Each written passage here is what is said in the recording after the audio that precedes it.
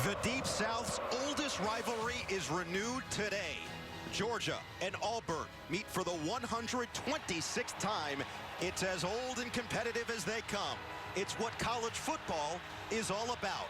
Legends were conceived in this matchup, and miracles between these two received. Oh my gosh! Oh my goodness!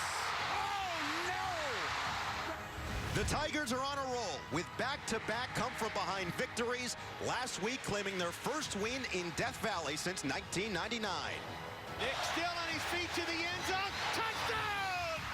Only today, they face the nation's best defense in Georgia, suffocating opponents, shutting out their last two. Down he goes by the Dogs defense. Can the Cats keep their momentum alive, or will the Dog defense thrive? It's an epic SEC matchup right here on CBS. So get your popcorn ready next. It's the Home Depot SEC on CBS, and boy, do we have a great matchup for you. 88,000 here at Jordan-Hare Stadium in Auburn, Alabama, as number 2 Georgia looks to remain perfect on the season, taking on the number 18 Tigers. Packed house, electric atmosphere, everything you'd expect on a Saturday in the SEC, and we are overjoyed to be bringing you all the action. Hello and welcome to Jordan-Hare Stadium. Noah Eagle, the coach Rick Neuheisel, quarterback Aaron Murray. We've got Jenny Dale on the sidelines as well. Aaron's still looking over his shoulder for Nick Fairley. Not sure what's going to happen today, but Coach, we are pumped up to be here. Well, listen, for those of you who have never spent a Saturday in the South, it is absolutely glorious. You put it on your bucket list. Outside right now, all the tailgating, that was 5-star restaurant stuff. Very little in the way of popcorn. But I will tell you, if you like 5 stars, there's going to be plenty of them on this field. You played in this game. Explain the intensity. Well, I did wake up this morning. My neck's a little stiff right now from just the beating I took. The fans are special. I mean, this place 3 hours before kickoff, you could feel the energy. It's amazing to me, and I guarantee you, we're in for an old-school type ball game right now. 2 great defenses. They want to run the football. A lot of physicality. We don't see this a lot in college right now, but you're going to get it this afternoon. Let's take a deeper look into this matchup. Dude Project Smarter, presented by the Home Depot. And Aaron, this Georgia defense is ridiculous. And extremely smart on all sides. When you draw this up for Arkansas, it should work out perfectly. The speed at the linebacking position, the speed at the safety position, super disciplined, and then these simulated pressures I absolutely love. You're only bringing 4. The offense feels like you're bringing 5, 6 guys. Nakobe Dean, one of the best at getting after the quarterback in all of college football. The stats speak for themselves. Unbelievable every single game. This defense is in the right spot, making plays over and over again. But for more on the Georgia offense, which has been very solid as well, we go to Jenny Dell on the sideline. And celebrating the legacies of Yeah, the last few weeks, the question surrounding Georgia has been, who is going to be their starting quarterback? Well, your answer, yet again, is Stetson Bennett. JT Daniels still dealing with that grade 1 lat strain that kept him out of last week's game against Arkansas.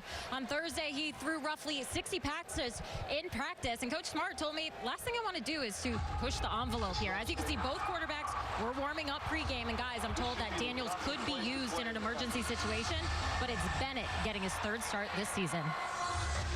Appreciate it as always, Jenny. So Georgia staying perfect so far through this season. LSU 2 come-from-behind victories in a row. First, squeaking it out against Georgia State, and then last week going to Death Valley, winning for the first time since 1999. That was a 10-game losing streak. Trailed 13-0 to start the game. Won the 4th quarter 14-0. A marquee win for first-year head coach Brian Harsin. And, Coach, it was all the man under center who got the job done for the Tigers. Well, there's no question Bo Nix put on a cape last week. He was heroic. You can see him saving a 4th down play here, making multiple Tigers miss, and finding a way to get it down to his tight end Fromm for the touchdown. He was doing this all night long. I promise you, Mike Bobo and Brian Harsin would like to mix a little of this magic with some more methodical today, because Georgia comes in here with an ultimate fast defense. They are going to have to make some more mundane plays. This is going to be a huge game for Auburn at home. 88,000 fans. This is their first real experience of this type of environment for a while. And here come the Tigers.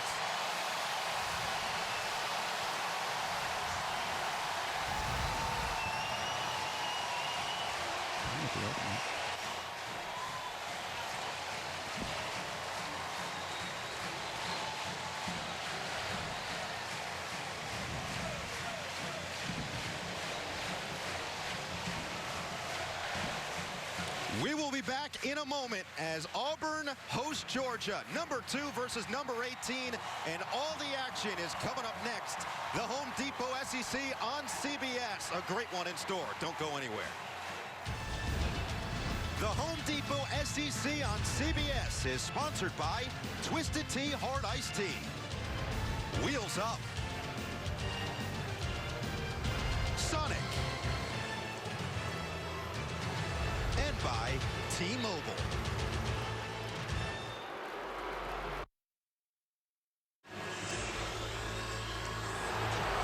Georgia makes their way onto the field here at Jordan-Hare.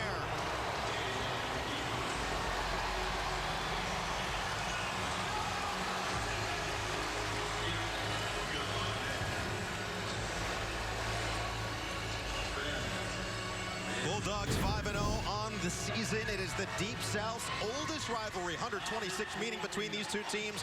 First game coming back in 1892. Georgia does lead at 61, 56, and 8. They've also won 16 of the last 20 and 4 in a row. But for Bryan Harsin, coming off that marquee victory last week, this could be another huge opportunity to solidify what has already been a great start to his Auburn career. 80-25 record overall. On the other side, one of the best to do it across college football and certainly in the SEC. Kirby Smart now in his 6th season with the Bulldogs, 57-14. It is just winning, winning, winning. 5-0 in his 4th career start. Keys to the game in this one, Coach, for Georgia. Looks pretty good, and for Aaron in particular, spreading those running back touches is something we really talked about. Yeah, I love the way Georgia uses all 4 of their running backs, have to do that and then contain Bo Nix. Don't let him start running around the field, making plays. As for Auburn, what do we got? Auburn has to find a way to run the football. That has been very difficult against this defense, but they have to find a way. If they get in 3rd and long, it'll be a long afternoon. And defensively, they've got to get Stetson Bennett into as many 3rd and longs as they can get. Georgia won the toss. Deferred to the second half. It'll be Auburn at home, starting with the football. Nehemiah Pritchett, Sean Shivers are deep. Jake Camarda will send it for Georgia. The Deep South's oldest rivalry renewed once again here at Jordan-Hare. And it'll start from the 25. Our lineups are presented by Papa John's. Bo Nix, what a week for him last week, and Aaron, he looks to do it again in such a huge moment at home. It's a fine balance. You talk to Bobo and Harsin, and they want him to stick in the pocket, go through his reads, but at the end of the day, he's a playmaker. He's a baller. Just let him go out there and do his thing. You got to play in between the lines. You got to draw inside the lines as well. But right now, Bo Nix needs to do what he did last week for LSU if he's going to want to move the ball against his defense. They'll start on the shotgun. A lot of motion from the tight ends today. Tank Bixby is the back, and he'll get the carry up the gut. Gains about 2 yards on first down. A crowd of Bulldogs in on the tackle. And overall, this Auburn offense, they've got plenty of weapons, Coach. Well, keep your eye on number 47, John Samuel Schenker. He's their tight end. He had over 100 yards receiving last week. He's not much of a golfer, as you can tell by his name, but he is an important piece to this offense, in particular in play action. I'd love to get him out on the course just to double check. The rumor is he's a scratch golfer like yourself, actually. Well, then Schenker is not the way. You know what? He's going to get extra shots every time he plays. It shouldn't be John Samuel. It should be John Non-Schenker. A little trickeration here. It'll be Bigsby to the outside, and he's forced out of bounds short of a first down. This Georgia defense. Look, Bryan Harsin talked about it. Aaron, 3.5 yards is good against this group. Well, you just saw the speed of the secondary and the linebackers there, but Nakobe Dean, you turn on the film, it's hard not to catch this guy. In coverage, when he decides to blitz the quarterback, he's going to be eyeing Bo Nix. It's going to be interesting who's faster when Bo does pull it down and run. 3rd and short. They've got the speedster Shivers in the backfield with Nix. Man in motion is Hudson. First real test against this Bulldogs front. Nix to go to the air. Lofts it. Complete over the middle. Hudson got a first down. That is a great throw to start the game for Bo Nix. He was in rhythm.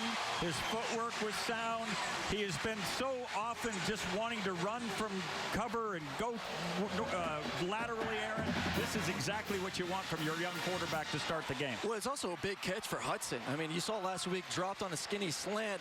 These receiving, Bo needs some confidence, but I think these receivers as well need to make plays like that to gain some confidence themselves. First set of downs for Nix. Play action. Plenty of time. Now he'll evade. Chased out of the pocket.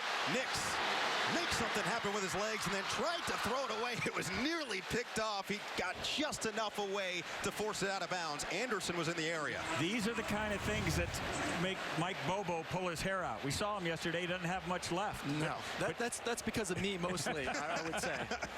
But you just got to let it go. I mean, you throw the ball 1 yard out of bounds, might as well throw it 5 yards out of bounds in that situation. But as we see right here, his ability to extend plays, but then also the speed of this Georgia. And there's Mike Bobo right there. He's wearing the hat because there's not a lot of hair up underneath it, but one heck of an OC. Mike Bobo, offensive coordinator for the great Aaron Murray at Georgia. Another running play. We'll see plenty throughout the day on both sides of the field as Sean Shivers tried to go up the gut.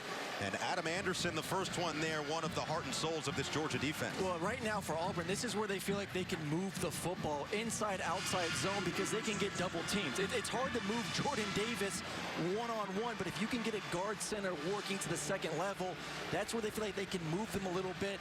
Not so sure about going side to side. And I like the idea. Go right at this defense. Auburn just above 50% on third down on the season.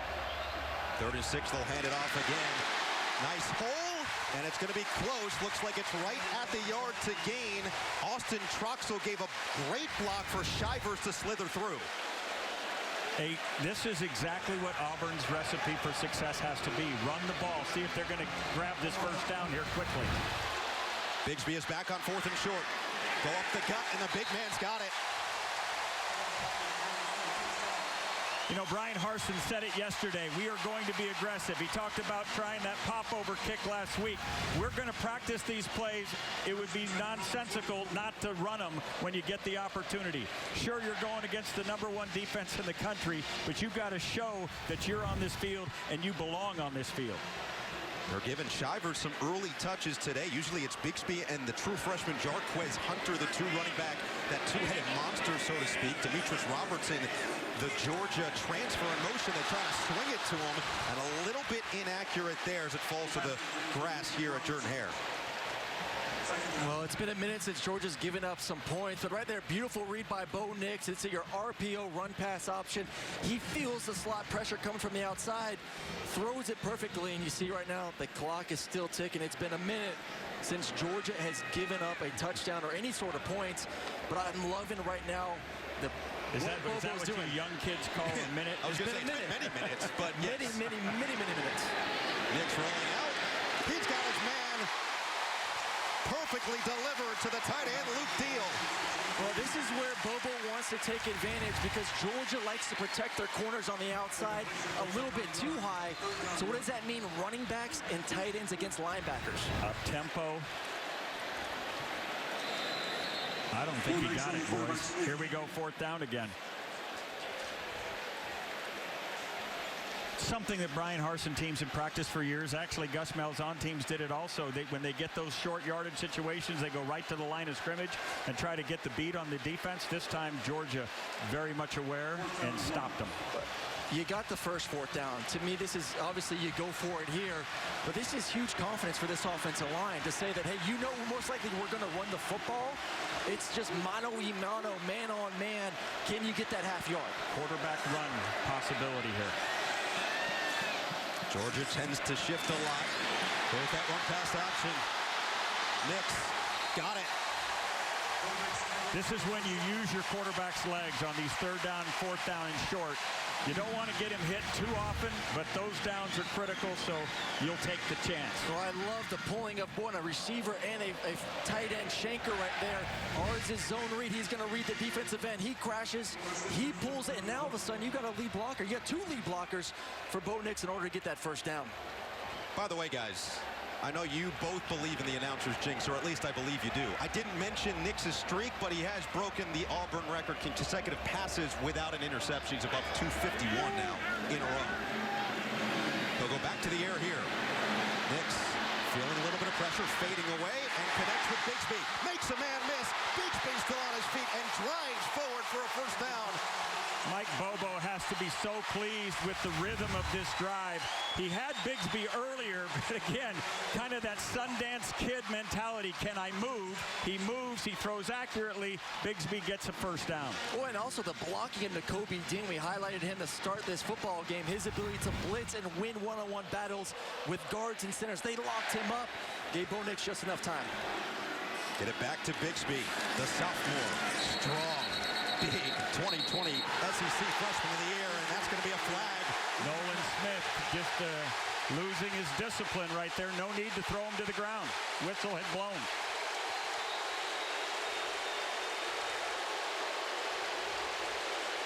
We were wondering how this environment was going to impact Georgia, and so far, it's been all Auburn. Well, this is Georgia's first real test on the road. Over. Unnecessary roughness. Defense number 4. After position for goal. Automatic first down. Certainly not knocking the official here, but sometimes officials get caught up in the emotion too.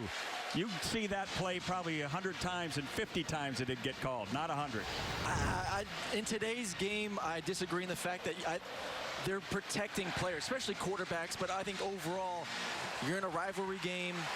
It's a quick whistle, and these guys know that on defense. You got to be smart. You can't be giving up free plays like that and free yardages, especially when you're in the red zone. But right now, I mean, this is Georgia's opportunity. What's Mike Bobo going to call right here, Aaron?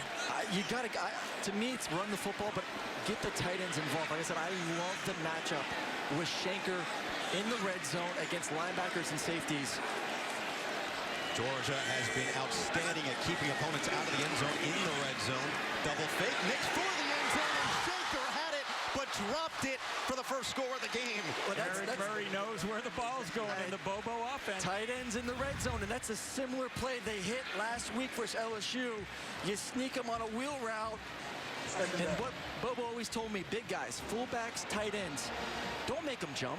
Put it on their chest. Make it easy for the big guy, but still should have been a touchdown. Throwing it over the other shoulder. He made him turn. You got to catch the ball, though. Yeah. You got to catch the ball, though. 100%. Spoken like a true quarterback. Always catch the ball. I know, I'm standing next to two quarterbacks. We're going to hear a lot of that today. Nix lost the football, picks it up, and then loses it again. It's scooped up by Georgia. Big play by this Bulldogs defense. These are the plays that Bobo and Harsin were waiting for. Like, you go out there and you want to be a playmaker, but sometimes don't make a worse play. Don't turn a bad play into a catastrophe. We'll see if he was down. There's a potential he was down before the ball came out. I think the ball's out. But this is exactly what we talked about. Live by the sword, die by the sword. I'm interested to see if it's a forward pass. I think they need to look at that.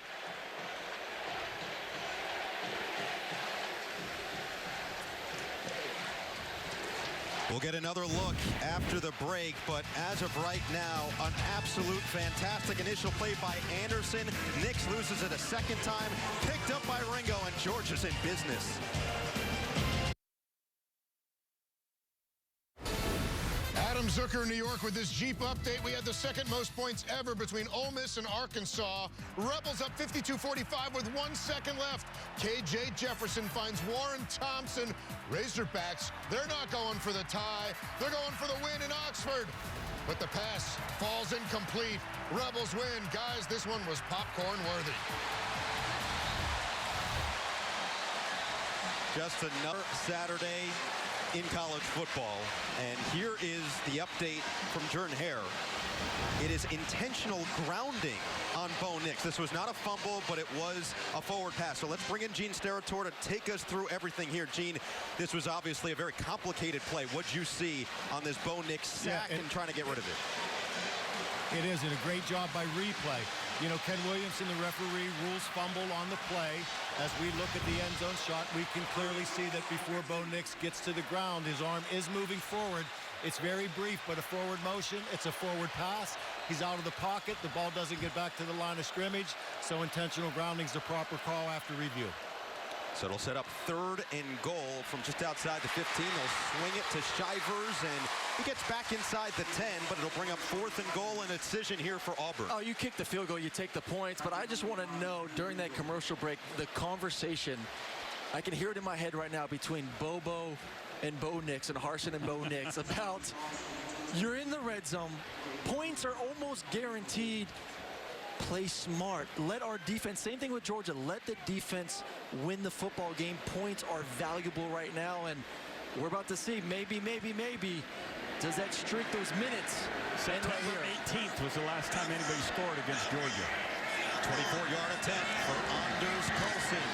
And Auburn is on the board first. That ball got tipped. Kirby Smart still thrilled with his defense, only allowing 3, but it's the Tigers up early.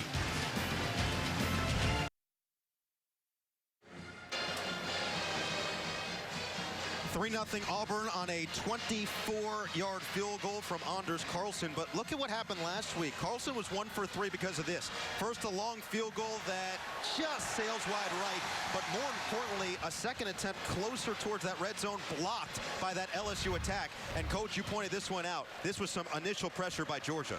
Well, Georgia is just absolutely so powerful up front. You can see the push they get, and those hands get up, and they get a piece. That's got to get shored up by that interior, that Auburn protection group.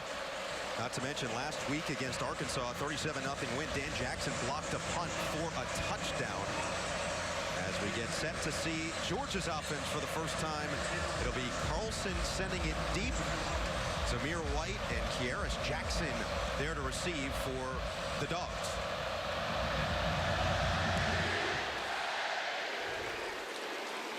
And this will sail into the end zone and start it from the 25.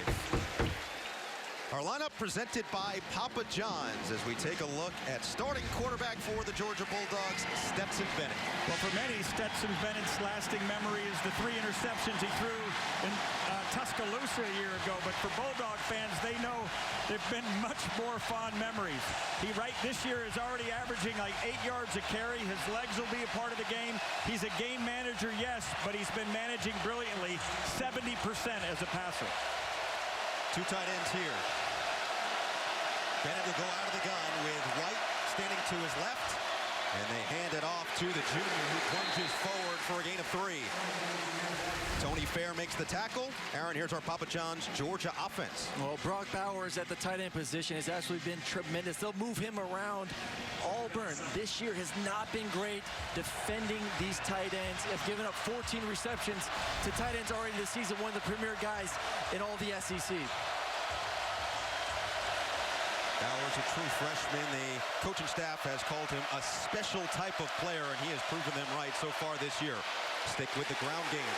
White once again, and he is bottled up. Auburn's defense wants the country to know they have that side of the ball as well. One of the guys to watch today is number 9, Zacoby McClain. Just a brilliant sideline-to-sideline player. He's tied for the lead in tackles for the Tigers. And remember, he missed 3 quarters because of the targeting penalty at Penn State. A really, really good player. We'll see him play on Sundays eventually. Defensive coordinator Derek Mason was singing his praises yesterday. 4 wide receivers set now for Georgia on 3rd down and 7. James Cook is the running back in motion. Bennett's going to throw. Fires over the middle. It's complete, but short of the first down. He found his man, Ladd McConkey, but it'll be 4th and short and likely a Georgia punt. Well, how awesome is it? You get to 3rd and long situations. This is what you want for Auburn's defense. Stuff the run on 1st and 2nd down. Make the quarterback, Stetson Bennett, beat you with his arms, and there's still a lot of question marks about the youth of these receivers for Georgia. What a great job to start this game for this defense. A great play by Zion Puckett in man-to-man coverage, getting that tackle before the sticks.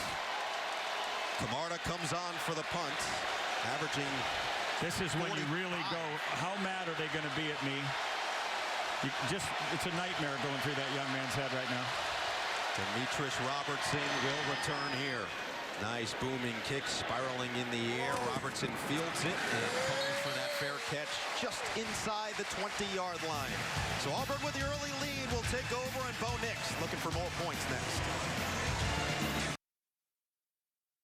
Signature run cell now through Welcome back. The Tigers have a 3-point lead. Now it's time for our Hometown Connection presented by T-Mobile. And Demetrius Robertson started his career at Cal before spending 3 seasons at Georgia. With 1 final year left of eligibility, he entered the transfer portal in June. He told me he didn't want to go just anywhere. He was looking for the right fit for him as a player and as a new father. He found that alignment in Coach Harsin in Auburn. He joined the Tigers shortly after the start of fall camp, immediately made an impact. So here we have it. Robertson going up against his former team. He told me he's so excited to be going up against those players. He said, those are my boys, guys. He is also excited to go against his old coaches who had nothing but high praise for him. Well, it's funny, Jenny. We were talking to Coach Bobo, and Bobo was actually picking his brain about the personnel, the secondary for Georgia, where their strengths, what their weaknesses, where can we expose this team that really has not been exposed on the back end at all. We asked Bobo, have you asked Demetrius how he's feeling? He goes, honestly, no. He's so mature that I didn't even think it would faze him. Hunter comes into the backfield and takes the initial handoff. He is stopped a couple of yards shy of that line of scrimmage. There's Jalen Carter, who has been an absolute monster on that defensive front for Georgia. This is rare air for Georgia. They haven't been behind. This is unique. We'll see how they respond. Quick snap. Nix with plenty of time. Now will scramble. Here's what he does so well.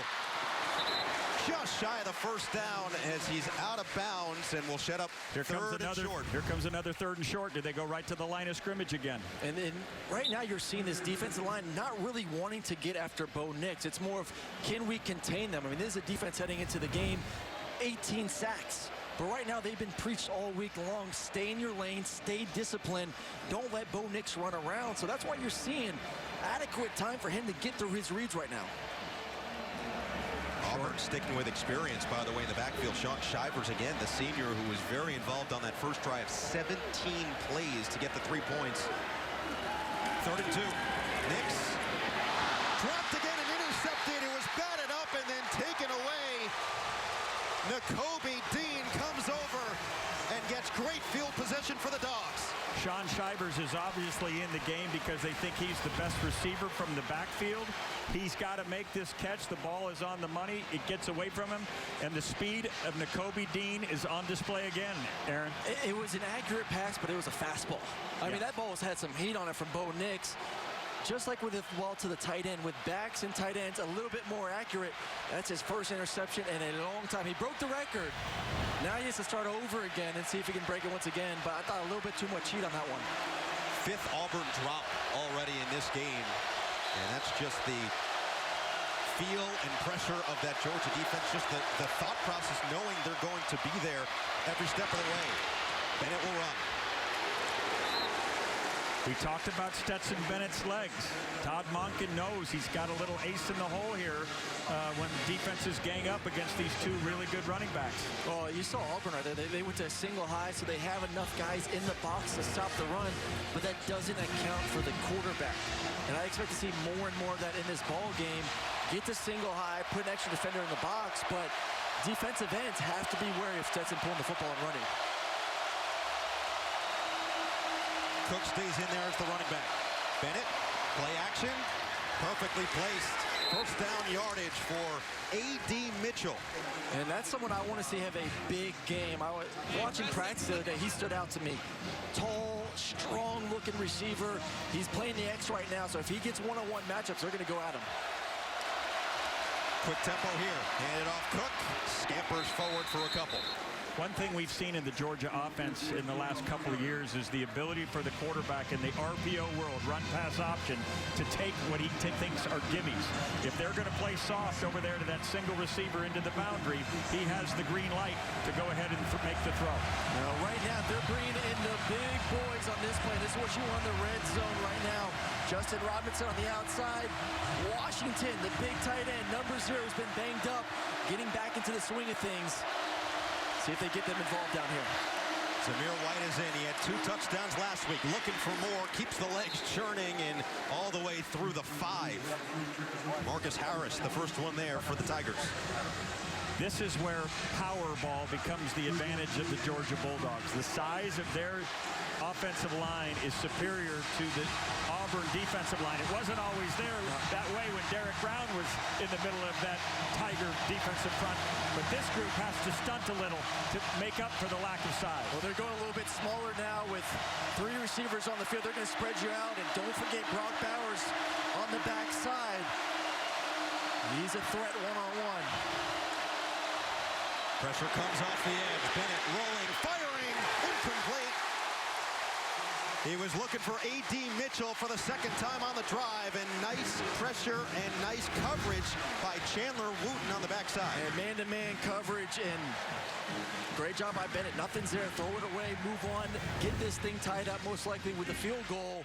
But tremendous job of sudden change for this defense. A turnover, short field, you come out there, give up a few plays here and there, but you buckle up inside the 10-yard line and force a field goal. The junior, Jack Podlesny, comes on for a 22-yard attempt looking for the tie.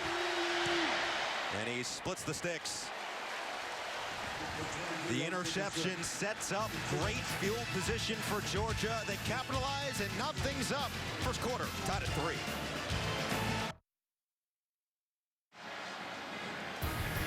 Tomorrow, week 5 of the NFL on CBS features some key games, including a battle in Florida between the Dolphin and Tom Brady's Bucks. The Saints taking on the Washington football team, and an outstanding matchup in Los Angeles between the Browns and Chargers. As always, coverage begins at noon Eastern with the NFL Today. A great slate of NFL games tomorrow here on CBS. All tied at 3 at Jordan-Hare Stadium in Auburn. 2:55 left in the first. And let's go to New York. Adam Zucker has got an update for us in just a moment. We'll see what type of field position Auburn will have. Jarquez Hunter and Sean Shivers back to return this kick from Camarda.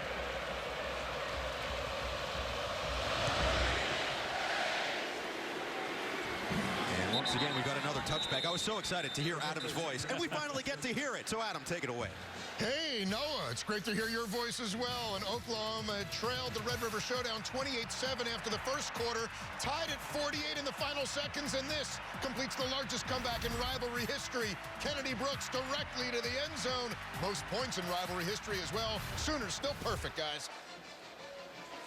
I think that Neuheisel's wonder, BJ still alive back in studio? Is everything okay? Is he doing all right? Who delivered mouth-to-mouth resuscitation to Brian Jones? Who lost the coin flip?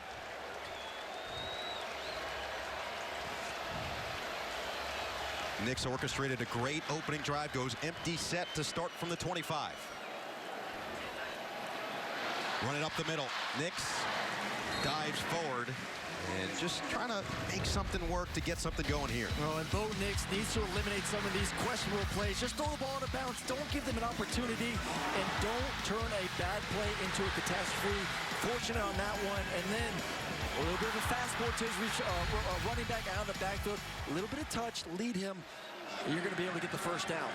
He comes off oftentimes as frantic. He just needs to calm down. We'll hand it off for Bigsby. I agree with you on that one, Coach. It's his feet. Wait a minute, let me write too that fast. down. Yeah, I know, it's rare. It's rare. His feet, the coaches have said his feet and the way he plays the game, his tempo is faster than the routes the receivers are running. Exactly. You got to slow it. I love what you said. Do some drops and socks. I actually said take his cleats away. Yep. See if you can slow him down. If he gets his internal alarm clock in line with everybody else, he's a fantastic athlete at quarterback. Rick Neuheisel, also Mr. Miyagi up here on the booth. Nix rolling on third down. Evades the first. Here's what he does so well, and this time he will throw it away. Trying to pull another rabbit out of a hat. Trayvon Walker got to him, and Nix a little bit slow to get up. Will head back toward his sideline. That's a great job and call by Georgia. They went cover 2. Usually in these fourth down or third down in medium situations, you see a little bit more single high. We were able to get the flat and a 10-yard out over top. Nothing there, and this is the place he made last week versus LSU. That this is a different defense. Yeah, and this is different. This is Mike Bobo trying to accommodate him by giving him full roll. I mean, it was a design roll. The problem is you don't get to use the full width of the field. Oscar Chapman lets it loose. Kearis Jackson will field it and take it back. Couple missed tackles, and Jackson has space Here it goes down the sideline. And Jackson across the 40-yard line and out of bounds. What a return. Did his knee go down in the back? There's a flag on the play. And that's what they just saw here at Jordan-Hare. Look right here. Definitely down, yeah. Smoke Monday with that face mask as well. So we'll see where they spot the football when it's all said and done. You know, officials sometimes get a bad rap. This time they get a good rap because you're supposed to let that play conclude and come back and let the camera decide if the knee touched. So that was great officiating by these SEC officials. They even heard that a lot this year. I know. That's why I decided they needed a little attaboy. Yeah. Gene Steratore will be happy with me.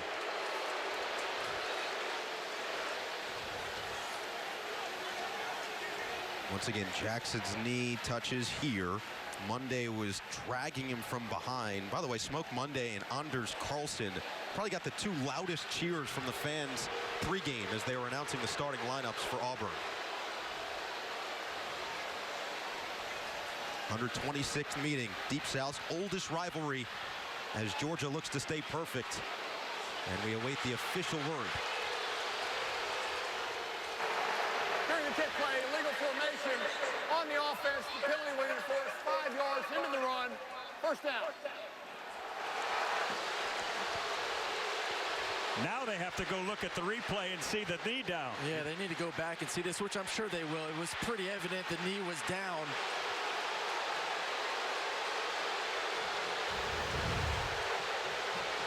I mean, I don't know how much more. Just when I was trying to give him some love.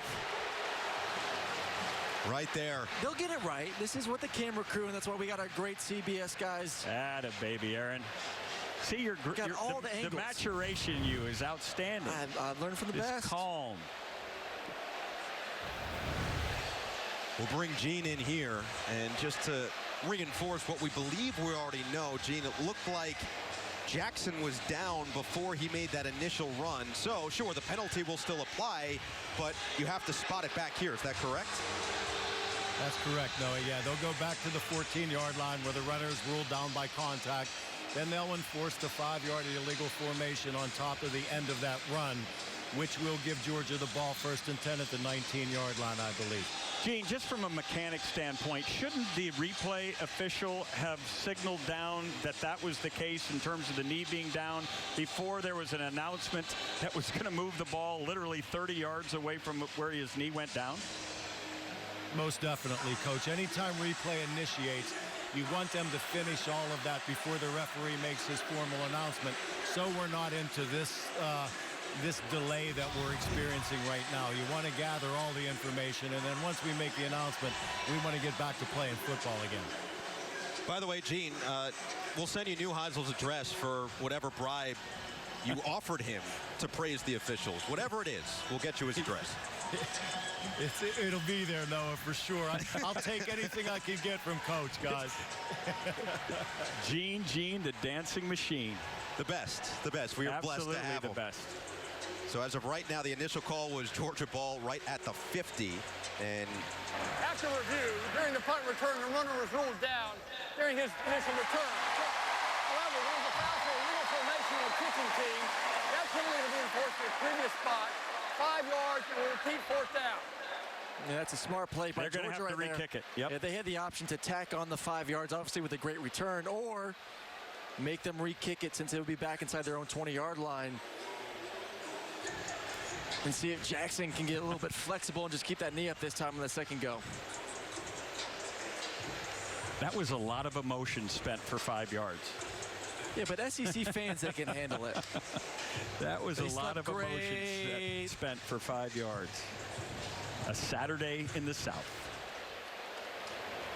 So now 4th and 9 for Chapman. Averages about 44 yards per punt. Has gotten 6 of them inside the 20 on the season. The sun has been a little bit of an issue for these returners coming this way. This time a line drive, and Jackson's going to go retrieve it once again, let it bounce, and out of bounds right around the 30. So that's where Georgia will get started this time around. Wednesday at 10 Eastern, one of CONCACAF's most heated rivalries is renewed as El Salvador takes on Mexico in World Cup qualifier action. Watch on CBS Sports Network or stream it live on Paramount+. So for Georgia, they got points off the interception on their last drive, and Stetson Bennett has settled in. His first start last year was against Auburn back at home, and now doing it in front of 88,000. This is a completely different environment. Completely different. Right now, 13 personnel for Georgia, 3 tight ends on the field. Cook, the running back. Play action for Bennett. Lofts one. Over the head. His intended target was Cook coming out of the backfield, and Smoke Monday was there to blanket him. Well, that's the problem with back shoulder fades. You have to let the quarterback stop you. Right there, Cook anticipating the back shoulder. He starts to slow down, and then his Stetson Bennett thinking he's going to blow right by Smoke Monday. You run until the quarterback stops you with the throw. I like that matchup, though. I like these tight ends and running backs against Smoke Monday. So now a 2nd and 10. Kendall Milton, they'll fake it to him. On the run, complete. First down yardage, McConkey. Sprint out, come back out. When your hips settle, you let go of the ball. McConkey makes a nice body catch. Just beautiful play. Move the change, and Bennett is going to stay in the air. Going a deep ball. He's got separation. Perfect placement. Brock Bowers, the tight end, just making plays every week. It's a great play call. They go fast. They fake the screen to the outside. Have a skinny post by number 1. Bowers comes on a wheel route right around there. Beautifully thrown ball. Great job holding him up as well. Back under center. Another pass play. Bennett wisely throws it away. Wise decision. They were trying to go a little bit play action, come out there, see if they get that comeback out to the field. Stetson Bennett right now is just managing this game beautifully, and he's saying, manage this. He says, I can throw the ball down the field. This has been a nice play drive for Todd Monken, and he obviously has great confidence in his quarterback. Well, they had to open it up a little bit. I mean, right now, Auburn's saying, we believe you're going to run the ball on 1st and 2nd down, so they're stacking the box. I love the fact Monken coming out, throwing the ball early.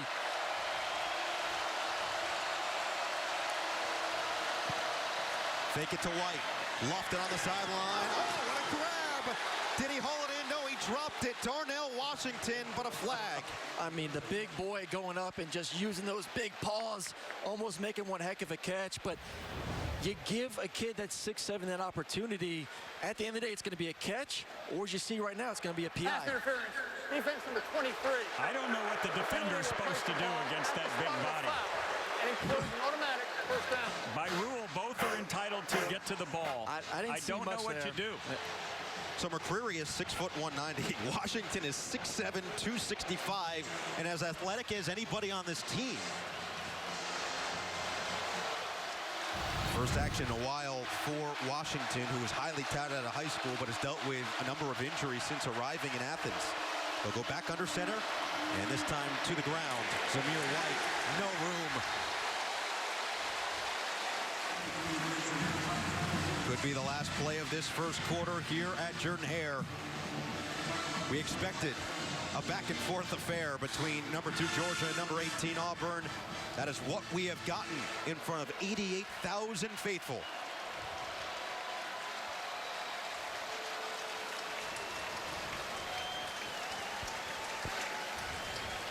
Auburn got the scoring started. A long 17-play drive ended in a field goal from Carlson. Georgia got an interception and a field goal themselves. And this SEC heavyweight bout is all knotted up at 3 at the end of 1 on CBS. The new All tied up at 3 after 1. Let's test your knowledge with today's Aflac trivia question. Dating back to 1892, Georgia and Auburn are playing for the 126th time today, tying UNC and Virginia for second most meetings between two schools. What is the most played matchup in FBS history? Care to venture a guess? I think it's Wisconsin and Minnesota. I know the answer, so I'm not going to say it. All right. I did my homework ahead of time. I respect your integrity. Yes. And I think that's a good guess. My mom and dad went to Wisconsin. On Wisconsin, He's a ringer. first song I learned. Oh, 2nd and 11 to start this second quarter.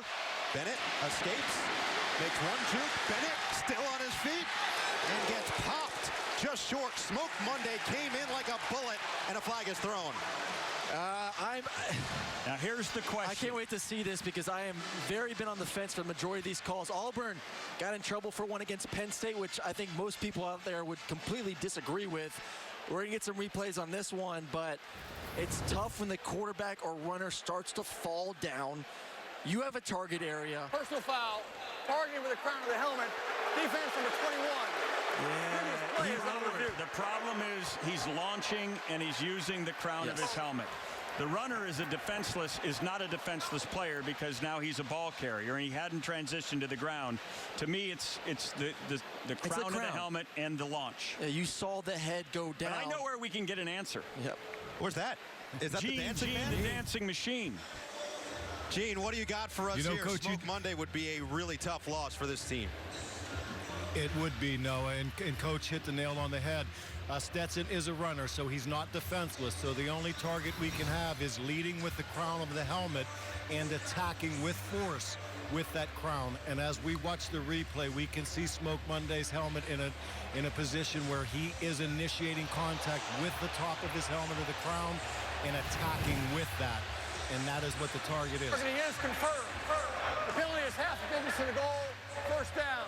By rule number 21 is disqualified. And fellas, it should be noted that this is a rule to protect Smoke Monday.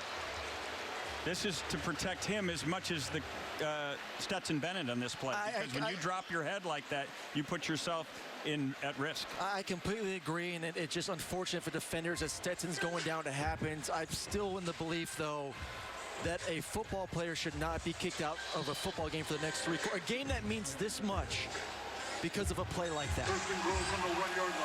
So no more Mondays. Zion Puckett is in the game for Auburn. They go under center I formation, hand it off to the fullback who goes over the top, and it looks like got in. It's a touchdown for Georgia. I think we got that lead back playing defensive line here. Oh, no.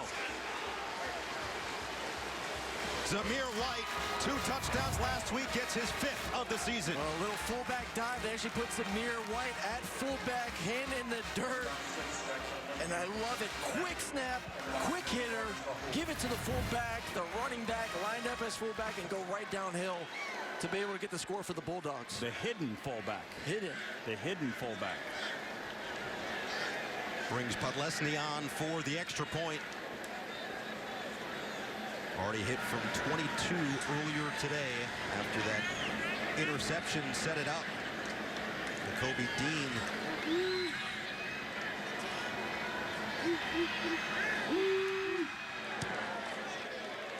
Sneaks in there. 7-point Georgia lead.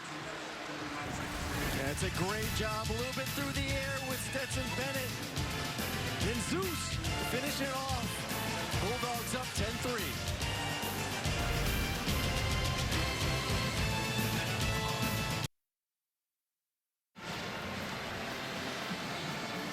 Long drive extended by a penalty for Georgia, kept off by the short touchdown run by Zamir White to give them a 10-3 lead here in Auburn. And Queen Latifah returns in the new season of the hit drama The Equalizer. Premieres tomorrow on CBS.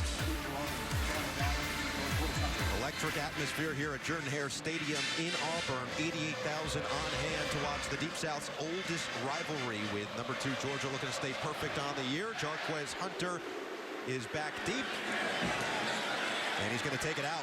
Hunter has a lot of explosion availability, but doesn't get much here short of the 20. And let's go down to Jenny Dell. Yeah, we got an injury for Georgia. Safety Christopher Smith is out for now with a right shoulder injury. You see him on the sideline with a brace on. Guys, remember, Smith was the player with the pick 6 against Clemson, so could be a big loss for Georgia. 74 yards against Clemson, had his 2nd interception against Vanderbilt. Appreciated Jenny, and that is certainly a hit for the Bulldogs. But Aaron, we were talking about it before the game. This is a defensive unit that's basically too deep at every position. Besides maybe the secondary, a little bit front 7, I would say yes. A little bit thin at the safety spot. We're seeing Dan Jackson come in right now, the one who blocked the punt last week. Nick's out of the shotgun. Swing it. Bixby. collision and just moves on forward for 7. And I think this is a way to get Tank involved in this football game. Has been somewhat non-existent in the run game the past 2 weeks. Had a big game catching the ball last year versus the Dogs. Get him in space against these linebackers. Get it right back to him, puts the head down, and will fall forward for right about a first down. First down. First drive for Auburn, 17 plays, and since then, Nix has just been trying to find that rhythm. Well, we said it was the first time Georgia had been behind. They have answered the call, scoring the next 10 points. An important drive right here for Bo Nix in this Auburn offense. Haven't heard Schenker a whole lot. Had a couple opportunities on that first drive. They'll stay on the ground with Bixby, and he dances around and then runs into a wall of Bulldogs. Well, this is the issue when you want to run outside zone against the Bulldogs. The speed, the size. If you're going to want to run on them, I still believe it's got to be downhill inside zone. You see Nolan Smith being able to really lock up the outside. They're just too fast. You got to hit him right in the mouth. Defensive coaches call it setting an edge, and Nolan Smith did it beautifully there. Jarquez Hunter has been relatively quiet so far. Let's see if they can get him involved. They sent him in motion. Now they will swing it out to Hunter, the freshman. Makes one-man miss, cuts upfield, and gains a couple of yards back. Gets maybe 3 on the play. Nakobe Dean comes in to stop the freshman. You know, this is where I want to see someone step up for Auburn at the receiving position. Kobe Hudson, number 5, guy that they like to work over the middle of the field against a too-high safety. He should be able to make some plays. 3rd down and 8. Nix under pressure, escapes. Nix short of the first down. Decision down right here. Here's your 4th and 1. Don't Lane Kiffin it. You're in your own territory right now. I think you got to punt it. Your defense has played fine to start this game. The last thing you want to do is give them a quick field position change, and I agree with this one. Punt the ball away. They defer to your wisdom, Aaron. They defer. That's why you watch other games. You learn from other coaches. You learn from their mistakes. Put the popcorn away for a little bit. Punt the football. Kearis Jackson thought he had a big return last time. This is a fake? I would be surprised if this was a fake. It is not. Chapman will send it deep. Harris calls for the fair catch and makes it at the 22. 3 minutes into the second quarter, Georgia up a touchdown, looking for more when we come back. SEC on CBS.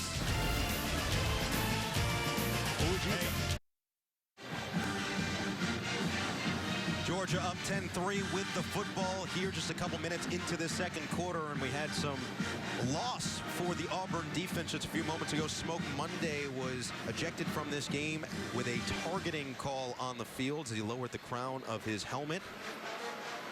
Let's look back. Targeting for the Auburn Tigers, Zacoby McClain ejected against Penn State. And this was really somewhat of a controversial call, and he was really frustrated. Well, what he said was, what do you want me to do? Let him score a touchdown?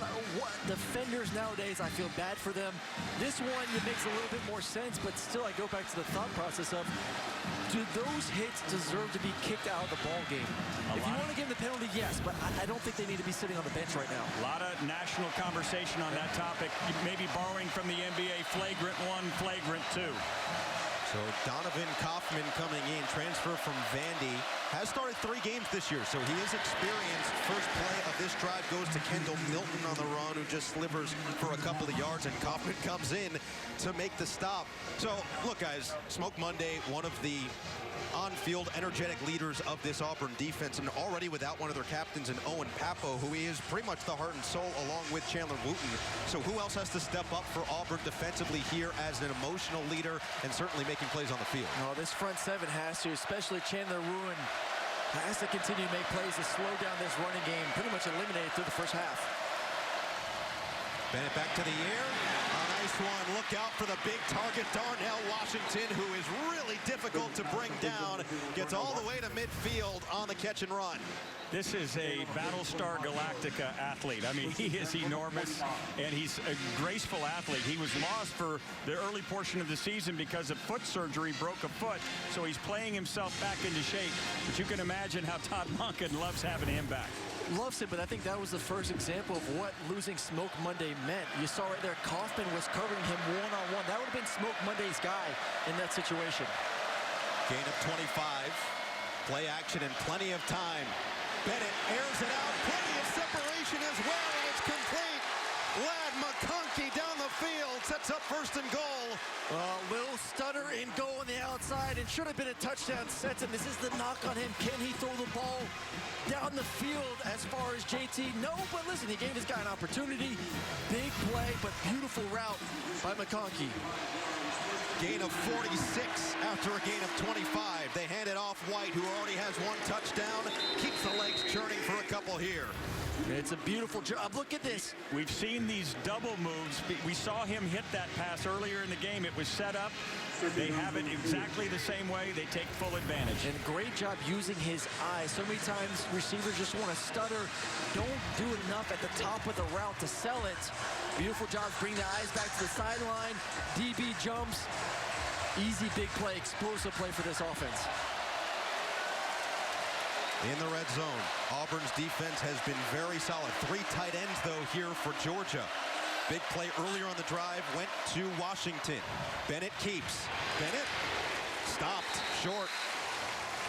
Kaufman comes in, and Knighton was there as well.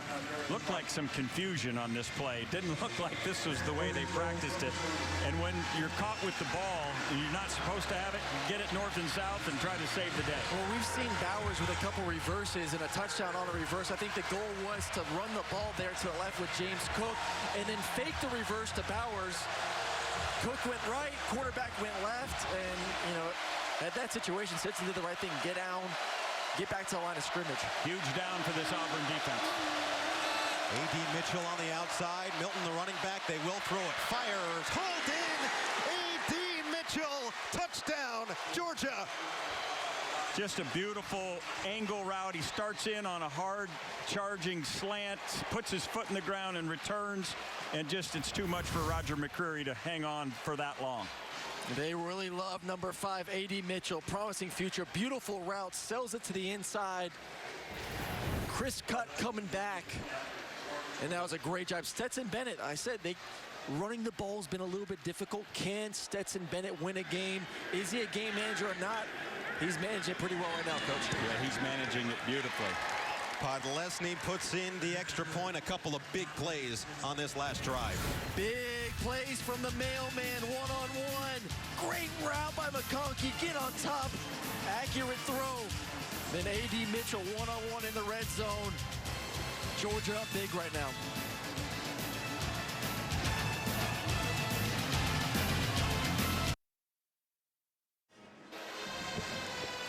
Six plays, 78-yard drive in just under 3 minutes, and Georgia has a 2-touchdown lead. Thursday, have you heard about the new comedy Ghosts? Critics call it frightfully funny, hilariously spooky, thoroughly charming, and falls funniest. So, prepare to be scared funny with a new episode of Ghosts. Thursday at 9/8 Central here on CBS. Go back to our Aflac trivia question here after the kickoff from Georgia. Auburn looking to get points back on the board, and with 9:10 left in the second quarter, they've got time, but remember, Georgia's getting that second half kickoff as they won the toss and elected to defer and let that defense do their work early. Second thing to keep in mind is Georgia, by the way, all season, second, third quarter, no points. Can't do much better than that, can you? It's almost perfect. All right, let's go to that Aflac trivia question. Rick, I feel like you were confident. You felt ready to go. You felt like you had it right at the top of your mind, on the tip of your tongue. Dating back to 1892, Georgia and Auburn playing for the 126th time. UNC Virginia, second, tied with those two. Minnesota, Wisconsin. On Wisconsin, on Wisconsin. It's a beautiful singing voice. Dick and Jane right now are at home going, he remembers.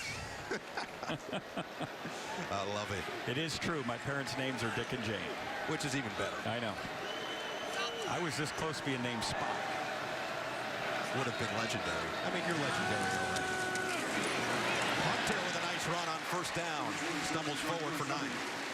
Well, this is what they got to do. Get the big boy back in there. 10 yards per carry heading into this ball game as Hunter get downhill, get to these third and manageable situations.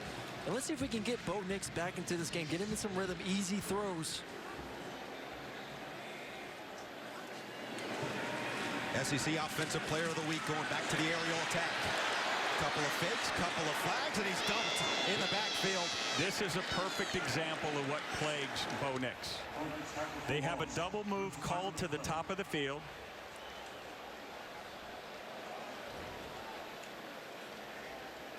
Wait for the officials' comments here.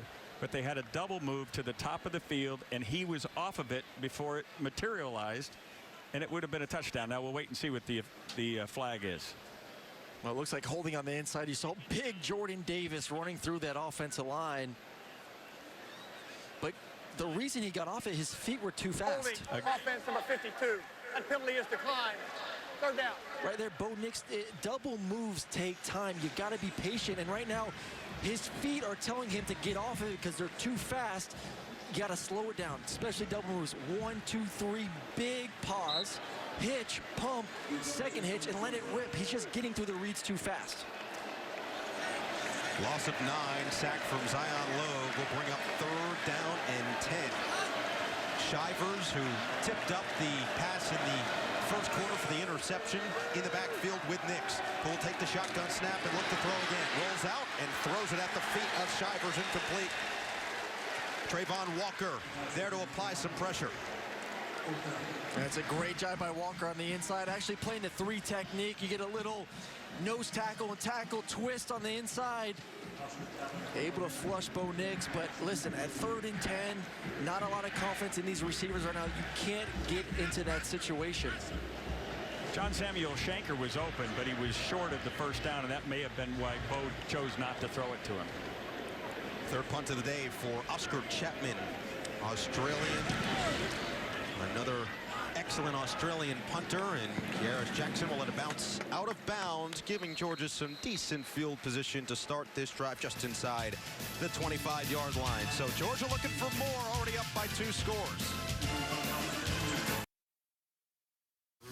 Adam Zucker in New York. Coming up on the Geico Halftime Report, BJ, Kevin, and I get you caught up on all of today's action, including the meeting of top 5s. Penn State and Iowa. Sean Clifford doing his best. Stetson Bennett, 14-3 Penn State on the road. James Franklin, 0-8 on the road all time against top 10 teams. Back to Noah, Aaron, and Rick. All right, 17-3, Georgia getting the ball back. Auburn had 17 plays in their first possession, just 13 since, but they had their opportunity on that last drive. It's a one-on-one with a double move on the top. Little stutter and go, and I want you to watch when Bo Nix gets off his receiver. Just does not give it time. Pumps. Right now, DB's stuck. He's facing you.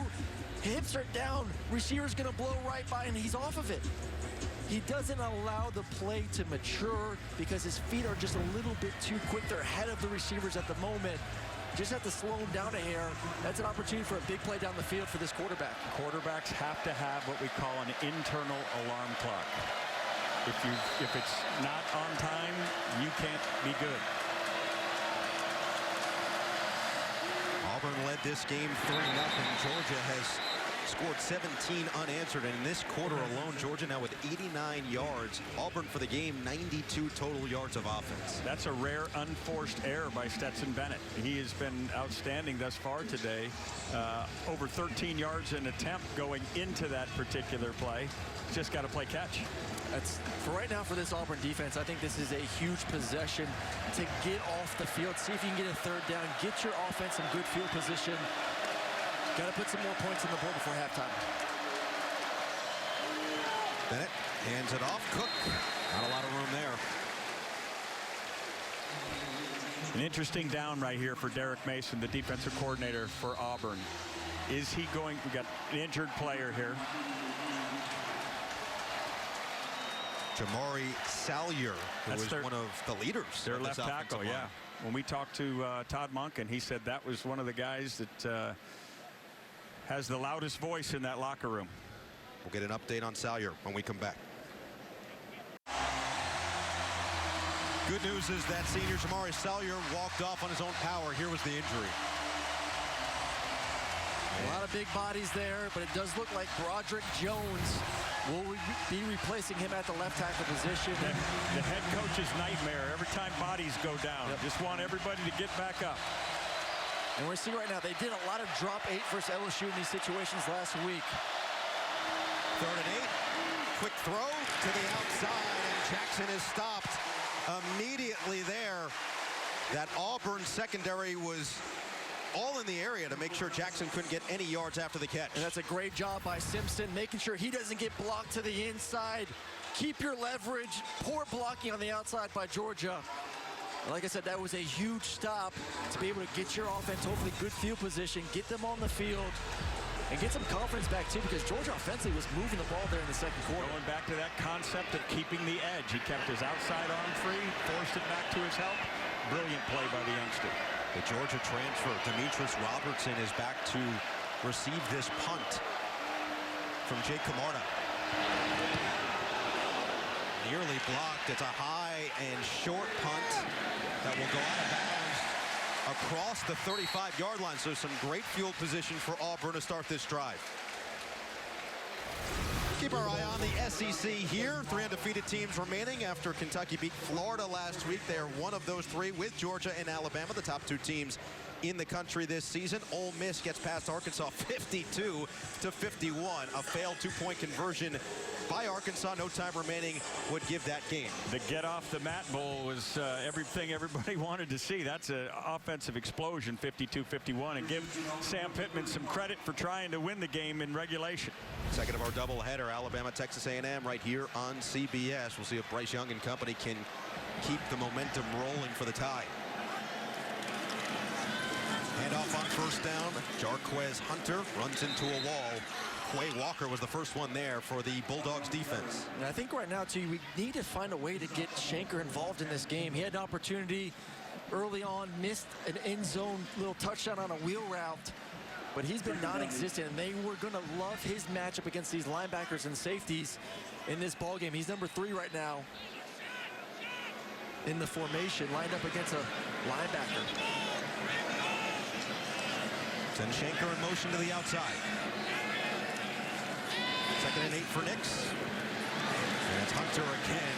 There is just nowhere to run against this Georgia defense. They cover up every potential spot. They are the dance team dogs. They are so tied together. They work so well laterally, keeping their shoulders square to the line of scrimmage, knowing where their help is, and then they squeeze it and make unbelievable play after play. Really fun to watch this defense run. So after that efficient first drive from Auburn, another 3rd and long here in their own territory. Dan Lanning and his unit have been fierce once again. Nix fires. Incomplete. Shedrick Jackson was there. It was on the money from Bo, and it's 4th down. And just a beautifully timed throw from Bo Nix. One-on-one, you see the safety rotating to the middle of the field. And it's an easy completion. You have a scholarship to the University of Auburn for a reason. You have to make that football play, and we've seen it over and over. We've seen it in this game. Drop passes, and to me, this goes hand in hand with Bo Nix getting off reads. There just is not a lot of trust right now between him and his receivers because of drop passes, because of long routes run so far this season. Another nice punt by Chapman, and Jackson retreats to get it. And this drive will start inside the 15. Stetson Bennett is really feeling himself today. And he's done a great job. The mailman has been delivering down the football field. Great job holding his tight end up. Double move, one-on-one with McConkey. Big play down the field. And then A.D. Mitchell, one-on-one as well on a slant return. Very efficient. And for a game manager against this defense on the road, to be 8 of 12, 135, and 18 yards rushing, that's pretty darn good, Coach. To me, that doesn't scream game manager. That screams a guy that has confidence from his coaching staff. This was the exact formula when Jake Fromm was doing so well as Georgia's quarterback. This was keep the throw numbers down, take your opportunities. The run game complements it. It's been brilliant thus far. This time they will go to the ground. Keeping the legs churning, Zamir White. He is a power runner, leading this team in yards and touchdowns. Had the one earlier today as well, and gains a chunk on first down. Well, the one difference, though, is that Nick Chubb and Sonny Michel were the running backs in, and they were getting some big chunk plays through the run game. And, you know, Georgia last week, obviously watching the Arkansas game, did a great job with all 4 guys. But right now, it's been Stetson Bennett running the football, leading them with rushing yards right now, and then throwing it as well. And this crowd has really been taken out of it for the most part. Hit as he throws and delivers a dart. Brock Bowers, the the tight end just found himself some space, and Bennett finds his security blanket. If he's not the freshman of the year thus far in the SEC, I don't know who is. He has been outstanding and absolutely exactly what they needed, given Darnell Washington's injury early. This has just been a beautiful wide receiver, kind of skilled big guy from Napa, California. The SEC going out to California and getting guys again. I know Kirby loves going to Napa. I do too. And that was a great RPO read by Stetson on the inside slant from his big tight end. Who doesn't want to go to Napa for a recruiting trip? Play action Bennett. Finally forced out of the pocket. And gets a couple yards before having to step out of bounds. And this is the big difference between Stetson Bennett and JT Daniels. The ability when nothing's there. It's a two-man route, max protection. Auburn drops back in coverage. There's no one there. JT at quarterback, and I'm not trying to create some issues right now. They would have been a no-yard gain. Stetson's ability to run the football when things break down and to get you positive yards is something that they love when he's back there.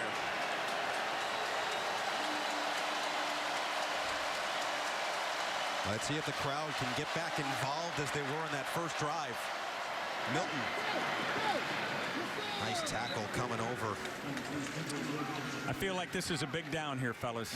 It's 3rd down and 3. You've got a chance to get Georgia off. Give your offense one more chance here in the first half. We're down to close to 3 minutes left to lead Georgia out here and give them a chance to put another score on this board. Could be a knockout punch. Big down here for the home team. And like Noah said earlier, Georgia will get the ball to start the second half. So they're looking to double up right now. Auburn's got to get big. Tight ends, tight ends, tight ends. And look at Cook as well, lined up a receiver. Got to keep an eye on him in motion. They send Cook out wide now. Bennett on 3rd and 2 being chased. He is sacked. Big play. Echo Leota. And Auburn gets the stop. What an outstanding play by the Auburn defense. Great job just staying home, not taking the bait on the outside. And just hawking him down. We talk about the importance of this play. Auburn stepping up defensively. Loss of 11.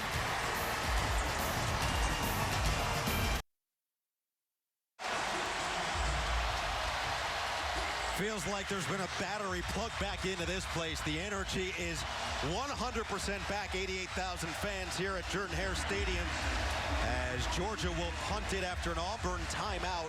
Loss of 11 on the sack from Leota.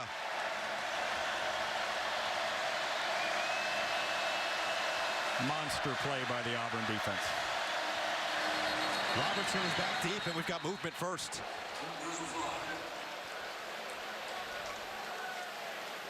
Did somebody draw him off?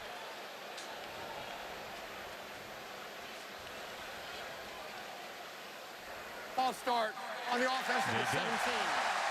5-yard penalty.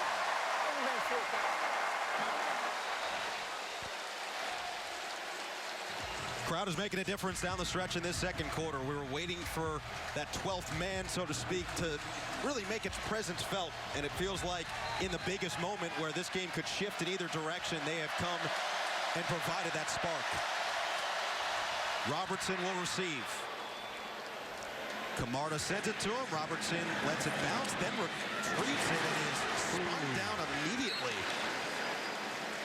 Jalen Johnson on the tackle.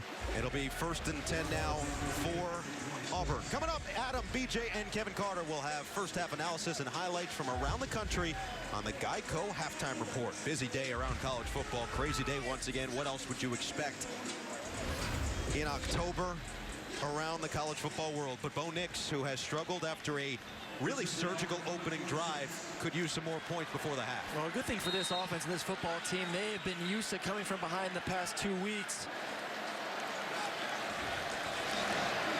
Ryan Harsin mentioned the 35-yard line as that field goal target line for Anders Carlson. It'll be a pass play to start, and Nix will throw it away. Trayvon Walker again with pressure. I'll tell you what, it is a different feel right now, this Georgia front seven, compared to what we saw from LSU last week. And that was the belief. Could could they contain him? Can they keep him from doing the miraculous play that we saw versus the other Tigers in the ball game? And right now they're containing him. They're slowing down his running ability. And obviously we know these receivers on the backside for these guys is not getting open downfield. It's too early to abandon the run. 2:25 left. You can't be one-dimensional here. Nix just hit Shivers. This is your point again, Aaron. He's just throwing the ball too hard. I mean, you're throwing to a running back who's got traffic around him. You need to give him something he can catch rather than trying to, knock him down like you're playing dodgeball. Well, he also had Demetrius Robinson coming on a dig route across the middle, and that's an opportunity to let your receiver against cover two. That's the route. Don't rush it. Let him clear the linebacker and throw it into the open hole that's coming. Just as that last third down was monster, this one is too. They need to stay on the field if possible. 3rd down and 10 for Nix. Lost one. He's got his man. Shanker again.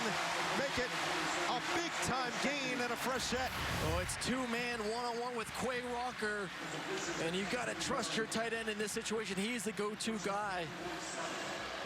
And a lot of people in this stadium just, a little breather. It was an absolutely huge play. Absolutely huge play. Longest play of the game. As Georgia calls the timeout, we'll be back in 30 seconds from Jordan-Hare.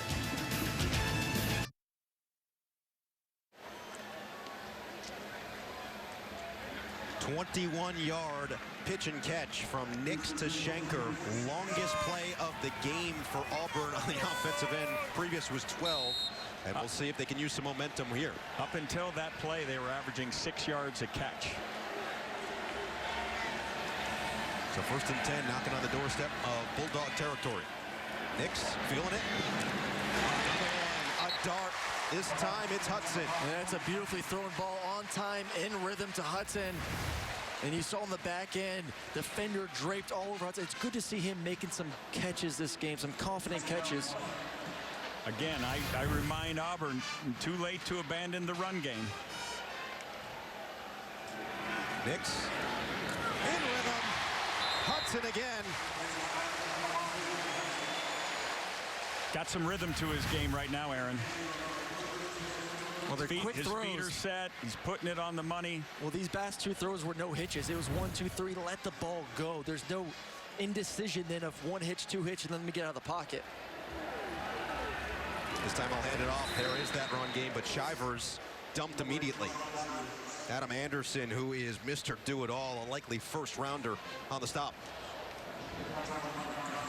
Plenty of time. Minute 37, counting down. I do want a touchdown, though. When you look at the way this game's going right now, Auburn has 2 timeouts. Get this a 1-score game. Nix. Loss. Incomplete. He was looking for Robertson over the top, and Ringo was there and didn't give him any space. Oh, these DBs for Georgia are stepping up right now on the outside. This was an area of concern. They've done a lot of too high safeties to start the season, really protecting the outside, in which they should be able to. With that front 7, you are allotted the ability to play some more too high. You and I both agree, if you're going to beat the #2 team in the country, you got to make that catch. Of course, you have to. You get your hands on the ball, you have to make the catch. 4 wide receiver set for Nix on 39.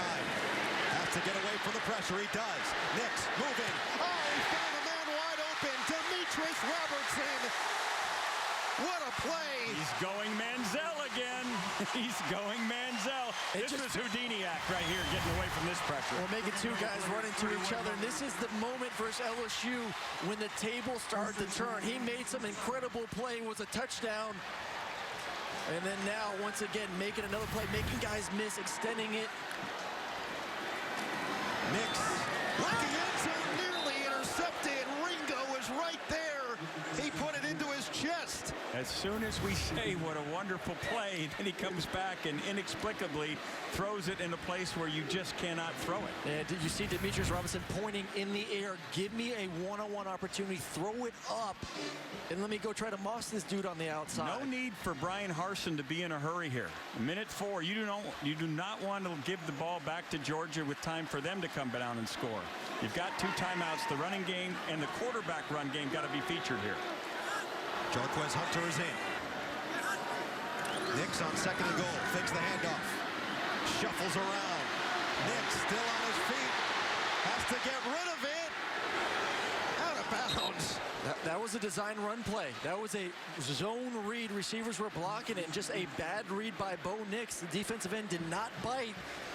And he was just feeling himself. There's just moments where you're like, you predetermine in your head, I'm going to pull this football. For those of you on some sort of weight loss program, you can go on the Bo Nix workout plan and just run the many steps as he runs in any football game, and you will kill, I don't know how many calories, but you'll like the way you look. I'd love to see his Fitbit tracker. What's that looking like it's after like a the game? Whoop. I want to see the heart rate too. Sure. Like they do with the PGA now. The heart rate of the Auburn fans when he does it has got to be off the charts as well. Timeout called by Auburn as they look to put the first points on the board in the 2nd quarter against this Georgia defense. Back in 30 seconds. Auburn knocking on the door here, called a timeout after Nix evades a sack, runs 30 yards backwards and throws it out of bounds. It was funny talking with Coach Bobo this week on the call. And Coach Harsin asked him, hey, what are your top 5 pass plays heading into this game? He said the scramble drill. That's it. Not a play, just scramble drill. Let Bo run around and see if he can find someone wide open. Done it a couple times. Did want a big one to get him here inside the 10-yard line. See if there's some magic in those legs and arm right here on the crucial 3rd down. We'll know a little bit about Harsin's appetite for a 4th down based on this play call. Shivers the running back. Schenker is in there, the tight end. Nix to Shivers, and he dropped another one. Nakobe Dean was right in his grill.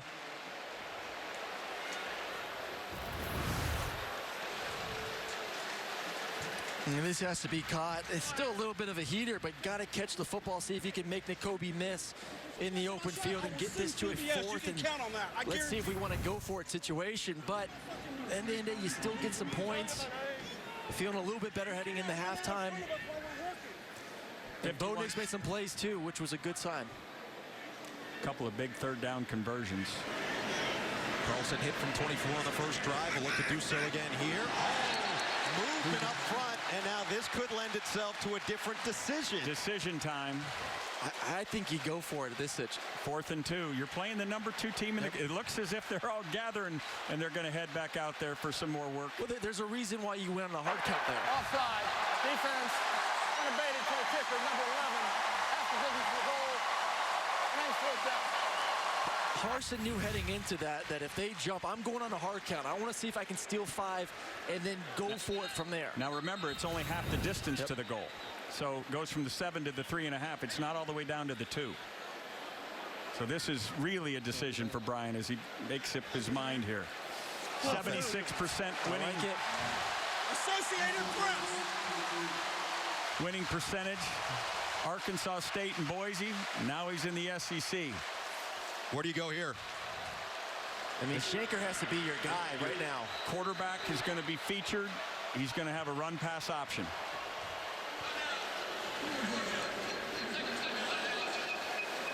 Georgia calls the timeout. 51 seconds left. It's a crucial 4th and goal as this first half is winding down, and Georgia has not allowed a single point in the 2nd or 3rd quarter all season long. It's also been a long time since they've allowed a touchdown, and Auburn will look to put an end to that streak here in a crucial moment because Georgia's going to get that 2nd half kick. This was the last time they gave up a touchdown, and this was in quote-unquote garbage time in the 4th quarter. It's been, according to Coach Neuheisel, a minute or several. It's been a minute or several since Georgia's given up a touchdown. 160 versus South Carolina. I mean, that to me, it's just, this is a, I know you want to say, oh, they haven't played an elite offense yet, yada, yada, yada. This is, you watch the tape, this is one of the best, if not best, defenses in the country. And right now, Bo Nix has an opportunity to put his foot on them and make this a 17-10 score right now. bodies in the game. Tank Bigsby. Couple of tight ends, including Schenker and Tyler Fromm.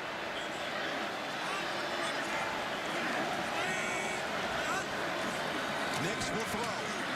Nix looking end zone. Incomplete. Xavion Capers, the intended target. It's a great job in the back end. I think it was Breedy, the defensive back there. That's just a great job. I want to see this. To me, there's a little bit of grabbing on the back. It's tough on the back end line. Lots of holding. I think they missed one. Georgia got away with a penalty. It's bang, bang, but I think he was a little early, and there was some grabbing before he got to the top of the route as well. But that minute extends for the Georgia Bulldogs. You create that bunch formation so that you can create picks. And obviously, to fight through the pick, Breeny grabbed a little cloth, but no harm, no foul, say the officials. And Georgia, you were just on the side of the officials today. I love it. It's a tough job. Yeah. It is a hard job. There's only like 20 of them out there. Bennett will have to take one more knee to get this to the Actually, half. there are more like 86,000 of them out there. Who saw it cut completely different. And then they're voicing it at the moment right now as well as they continue to show the replay here in the stadium.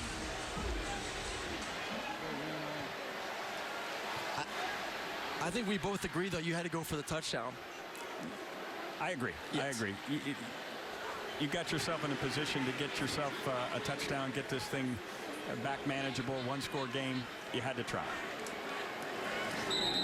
Bennett kneels it down. And that's the end of the first half. Georgia 17, Auburn 3, as the Bulldogs defense gets another big-time stop at the goal line. For Jenny's halftime interview with Coach Kirby Smart, go to Twitter at SEC on CBS. We now send you to Adam Zucker in our New York studio for the Geico halftime report. All right, Noah, thank you. Dogs up 17-3, and coming up here on the Geico halftime report, a frantic finish in Oxford and a Red River thriller. We'll get you all caught up after this word from your local station. Back at Jordan-Hare, where Georgia will receive the second half kickoff with a 17-3 lead in front of about 88,000 excited and hopeful fans in the Deep South's oldest rivalry. Looking at the first half stats, that third down conversion. Auburn got it going a little bit on that last drive after a 17-play opening drive resulted in the initial and only 3 points of the game, and Auburn had that opportunity to try to get into the end zone, put the first points on the board versus that Georgia defense in the second quarter. Any game this season, there's a reason that they're number 2 in the country and 5-0, and they have proven every bit of it on the defensive end once again today. So Carlson will kick it deep. Kearis Jackson, who had one of his long punt returns called back earlier in that first half, will return, and we'll see if Auburn can make the comeback in the second half. Jackson will take it out to start the second. Jackson with a seam, and he is absolutely leveled as he crosses the 30-yard line by Wesley Steiner. So, second half officially underway, and we get you back here at Jordan-Hare Stadium. Welcome back, Noah Eagle. Coach, we've got our QB, Aaron Murray, as well. And Coach, let's start with you. First half thoughts. Well, Auburn got off to a fantastic start. Looked like they were on all cylinders, but since that time, they've averaged just a little over 2 yards a carry. And Bo Nix, unfortunately, is less than 50%. It's not all on Bo Nix, though. He's having some receivers drop some balls on him, Aaron. I'm loving the way Stetson Bennett is playing in this football game. Been labeled a game manager. He is not managing. He is dominating right now in the first half. Hands it off to Zamir White, who had the early touchdown for Georgia. Puts the head down and gains a couple to start the second half. That run game for both teams was going to be an X factor, and Georgia has not abandoned it. At times it feels like Auburn has. Well, I think both teams want to get going running the football. It didn't happen in the first half, but this is third, fourth quarter when you start to see the effects. Can we wear down these defenses? But both defenses wanted to put the ball in the quarterback's hands. It's just right now Stetson Bennett played better in the first half. Stick with a hot hand. White makes a cut and keeps the leg going for a first down. Chandler Wooten, the first man there. Let's go down to Jenny Dow. Well, guys, Kirby Smart said something interesting to me. He said, I think both teams look tired and winded. So I asked Coach Harsin about that, and he said, I mean, at this point in the season, we're all exhausted. He said, but they are way more physical than we are, and that needs to change. When I asked about Nix and his play, he said he's doing okay, but guys around him just need to make plays. Exactly what you said, Coach Neuheisel. Maybe switching hats, and remember, guys, when we talked to Kirby Smart yesterday, he said that was his main concern, was having his guys have to play potentially 4 quarters. Most of their games this year, they've had comfortable leads going into the fourth. Their main starters haven't necessarily been out there for the full 60 minutes, and he expected a dogfight today. How do you handle that, Coach? You want to get up and get your backup some reps, but you also need your starters to be able to be conditioned to play 4 quarters.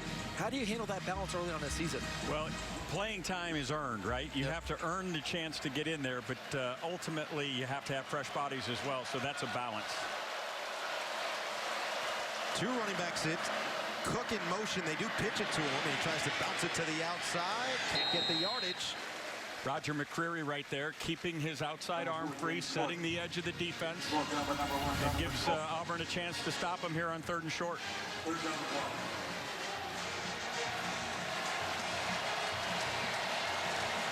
You know, in talking to Todd Monken, we thought we'd see a little bit more of James White used in some different ways. So far, he's kind of been a decoy. James Cook, I should say.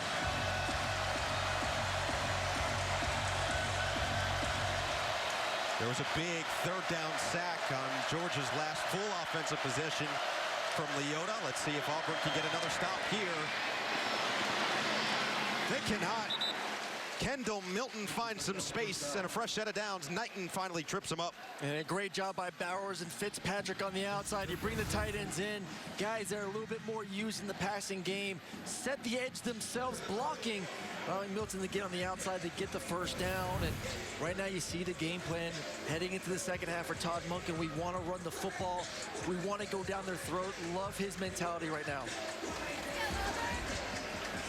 How about this offensive line as well? Salyer still out, got hurt in the first half, but Broderick Jones is coming on the left tackle, 59, and has done an excellent job. Zamir White, big gain, 11. You can feel the momentum switching to the Georgia run game. Todd Monken knows he's got him on the ropes right now. Look for him to continue to try to be physical, come right at him. This can be a will-breaking drive. Well, this is what they did versus Arkansas last week. They broke their will in the second half.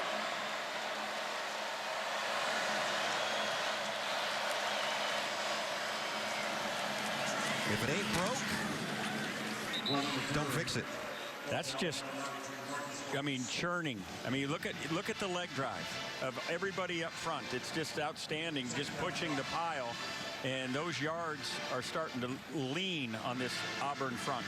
Well, they have healthy, fresh backs. I mean, that's the key of the game. One of the keys for success for Georgia's offense was continuing to move these guys in and out. We saw Zeus. We saw James Cook in a variety of ways. Kendall Milton getting the big first down a few plays ago. These guys get limited reps, so when they get in there, they take advantage of every opportunity. 4 receiver set just to put it right back into the gut of the back. It's James Cook. Marquise Burks. A big down here for Derek Mason, the defensive coordinator for Auburn. Does he roll the dice? Does he create some pressure here, trying to get this drive stopped? Hold them to a field goal attempt here. Yeah, we haven't seen much going to that, Coach. We haven't seen much pressure on Stetson in this ball game. Offensive line's done a good job. They've gotten the ball out quickly in these situations on flare routes.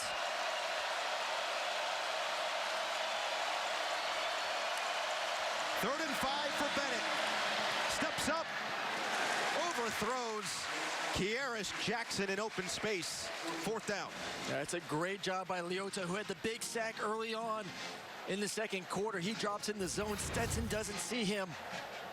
They end up rushing 3, dropping 8 in coverage.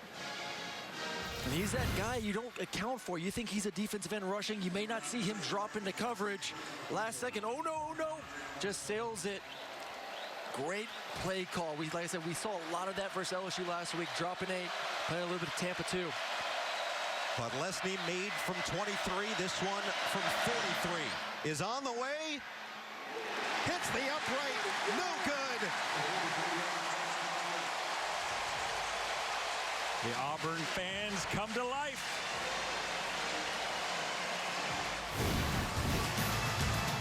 It's a game of momentum and runs, and Auburn with a huge stop to start the second half. We'll get the football back next.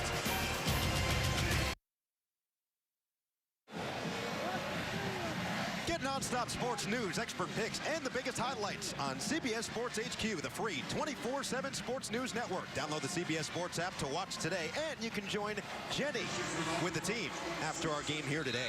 17-3 as Auburn takes over from their own 26-yard line. Offense has been somewhat stagnant for the most part. Demetrius Robertson makes the grab but loses yardage. Latavius Brini, another big tackle. We keep talking about keeping your leverage as a blocker and as a defender. You're not letting them get to the outside. It is a battle over and over again. And look at this, opponents' points. Opponents this season, points per game.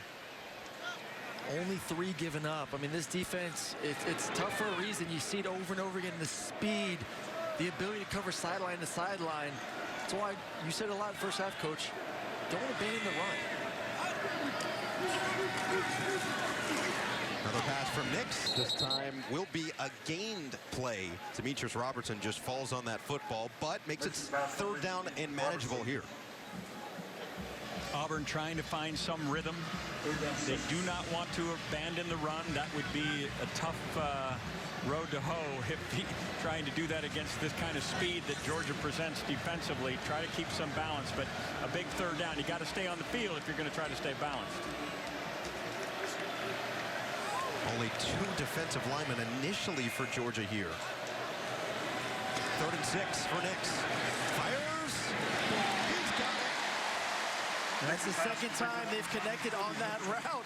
I was a little bit nervous because the defense had the leverage, but better route by Kobe Hudson, and that's his throw. That's 2 for 2, perfectly thrown. You throw it towards the sideline where it's a catch or an incompletion.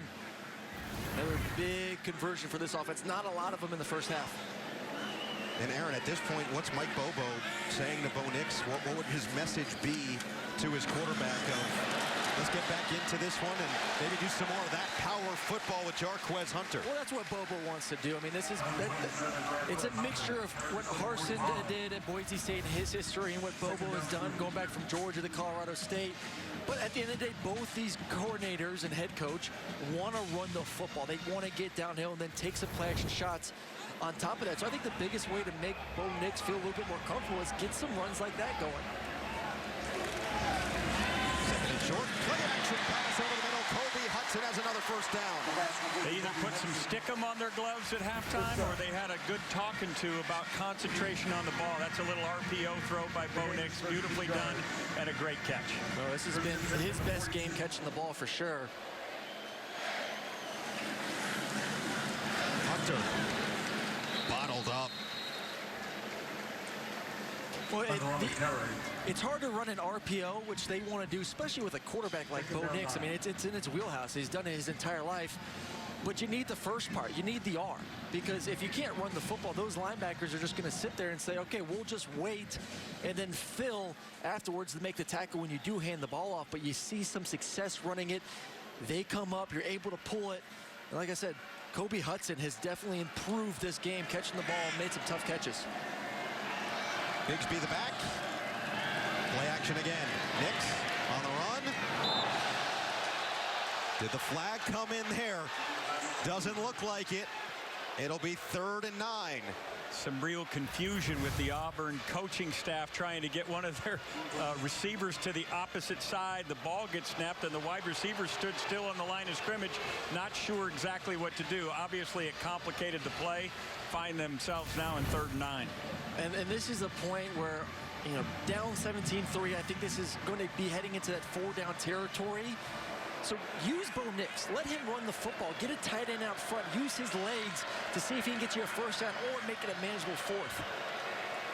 These were the moments. Nix was magical last week against LSU, but they hand it off to Bigsby, and he's got no room to run. He'll get to the 40-yard line. This would be about a 57-yarder, which is well past Anders Carlson's range so far. I'd punt it here. I'd push him back. It doesn't look as if that's going to be the way they're going to go about it, unless they're going to let Bo Nix kick. But I see if you can get him off sides and draw 5. They did on the field goal right here. I'd back him up. We'll see. We'll look out for the pooch.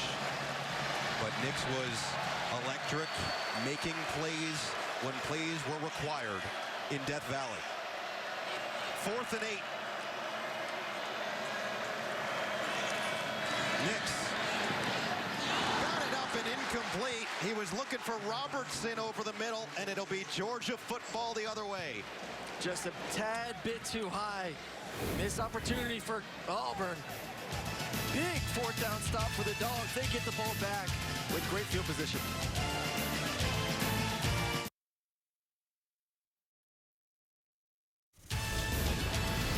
The Home Depot SEC on CBS is sponsored by Under Armour, Grand Wagoneer, Pizza Hut, and by Geico.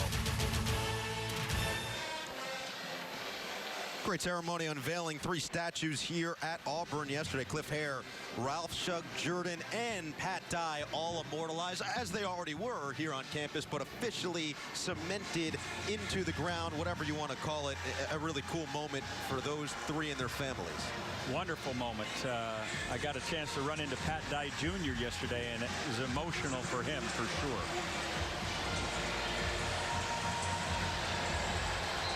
Auburn's defense has locked in these last 3 drives after Georgia, and especially Stetson Bennett was slinging it all over the field prior. He will go to the air to start this one and dial up the deep ball.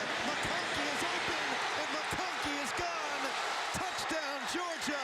The mailman delivers. And he did. Big post route because they ran the ball on the first possession. They set it up. What do they want to do? Run, run, run, play action, take a shot. McConkey, the playmaker, the speed down the field. The footwork on the route was just absolutely textbook. He set up a little corner weave and then got across him. Absolutely a beautiful route. Bennett put it out in front. Touchdown, Georgia. He beat Nehemiah Pritchett, and here comes Podlesny for the extra point. Knocks it through, 24-3. 9 seconds later, you blink, you might miss it. Ferris Bueller would be proud. Quick strike, McConkey streaking downfield for 6 more, and the Dogs in full control in Auburn.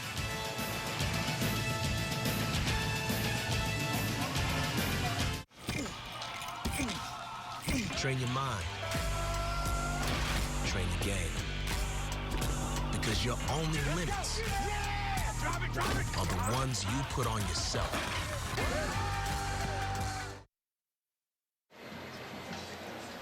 Now let's take a look at our GMC Game Changer. Well, Stetson Bennett has been letting it loose. Great job. Defenders run into each other. Brock Bowers on a wheel route. I love the fact he held him up before the safety can make a play on the outside. And then his go-to on the deep ball, a stutter and go from McConkey. Beautifully thrown, a little bit underneath, but still completion down the field. And then one-on-one, you see the safeties creeping up against the run. I ain't underthrowing at you this time. McConkey, post route, beautifully thrown. Touchdown, Dogs. Last week against Arkansas, it was that management. 72 yards, only 11 throws. He's 12 of 17 today, Stetson Bennett. 211 yards, 2 touchdowns, including the 60-yard strike to McConkey. Shivers will take it out here. Patient with it. Shivers upended as he crosses the 20-yard line. The new season of Survivor has begun, and it's a monster. More fun, more dangerous, more difficult to win. With game-changing twists you've never seen before. Survivor, new Wednesday at 8, 7 Central on CBS. Auburn's trying to be a survivor right here. They are absolutely in survival mode. A touchdown right here, getting that back to a 2-score game would be a huge deal to get this crowd back involved. Oh, you need some points before you enter the fourth quarter. That is the goal. Get something on the board. Auburn did trail by 9 heading into the fourth quarter last week at LSU. Outscored the Tigers 14-0 as Bigsby is spun forward. Nice gain on first down to bring up 2nd and short. Last time they had a 2nd and short, they hit a little RPO because the run is being honored by the Georgia defense. Bigsby's got his touches today, but hasn't been able to break one loose yet. Luke Deal in motion. Once again, fake it to Bigsby. Lofted down the sideline. Catch is made. It was reeled in. That was an absolute beautiful throw. First real touch throw we've seen from Bo Nix today. The flag will be defensive holding. They'll decline it. Beautiful play. How about Kalen Newton making the grab? On the defense, number 36. That penalty will be declined. Result of the play, first down. Can you remember another touch pass, Aaron, earlier in the game? Where he didn't throw a high velocity throw? I haven't seen many. Yeah. I haven't seen many. That was gorgeous. It not means an it's easy in his throw either. repertoire. So into Bulldog territory with Bigsby in the backfield. Nix feeling it once again. Sideline this time. What a catch. Demetrius Robinson. Electric from Robertson on the side against his former team. I mean, what a catch, but what a throw. I thought there was no chance this ball was going to get through to his intended receiver. I still don't know how it got through. Right over the defender. Beautifully thrown ball. That's 2 great down the field throws for Bo Nix. Adding a slightly bit of touch on that one. Not as much as the previous throw, but all of a sudden Auburn is in the red zone. But like Kirby Smart said at halftime when talking to Jenny, this has been the moment where Auburn has not been able to capitalize. Robertson going up against the team that he spent 3 years with after starting in Cal as Nix will roll out of the pocket. Nix sets the feet, fires end zone. A little bit high. It was Robertson again.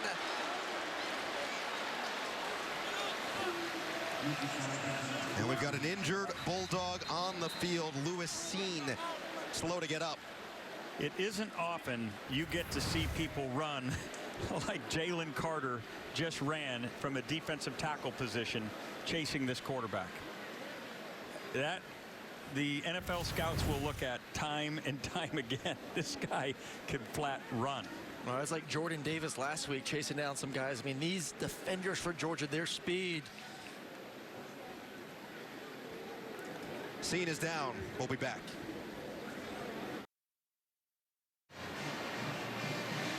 Well, Coach Neuheisel, what do we got here? Well, obviously, you've got to find a way to score. You're down 3 touchdowns. You're in 4 down territory, and you can pull out all the stops. You still got 3 downs, and you still can make a first down, so you do not lose any portion of your playbook. You just have to. You just know you're going for 7 points here. There's no field goal involved in this thinking. Shanker, 1 reception, 20 yards, has been non-existent. Led the team in receptions heading into this ball game. Number 47 needs to find a way to get involved here in the red zone. It's been the missing link. Bigsby, the running back. Keep an eye, 47. Shift from that Georgia line. Nix will look to run it. Nix has some space, and Nix. Looks like they're going to mark him out just short of the first down. About a yard. Looked like he could have made the first down and might have done so. Let's look at it. Brahms with a nice block right there, 52 in blue, and just a tad short. They almost always lean it back in terms of the spot when the quarterback goes into slide mode. 3rd and 1, Bigsby. Plows forward, Bigsby to the outside. Bigsby, a ridiculous effort for the Auburn touchdown. That's playing big by Bigsby.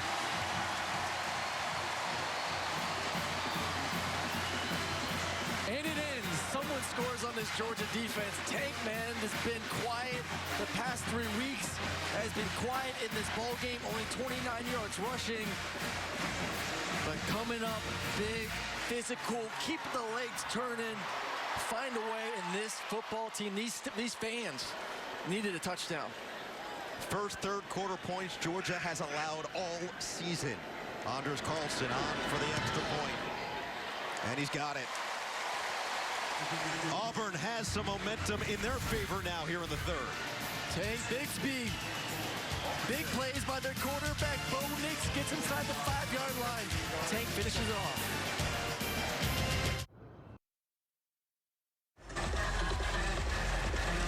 Nice drive by that Auburn offense to get back on the board, and Tank Bigsby living up to his name with that last rumbling touchdown run from just a couple yards out. First touchdown allowed since the fourth quarter, September 18th against South Carolina. Nearly 172 minutes of game time.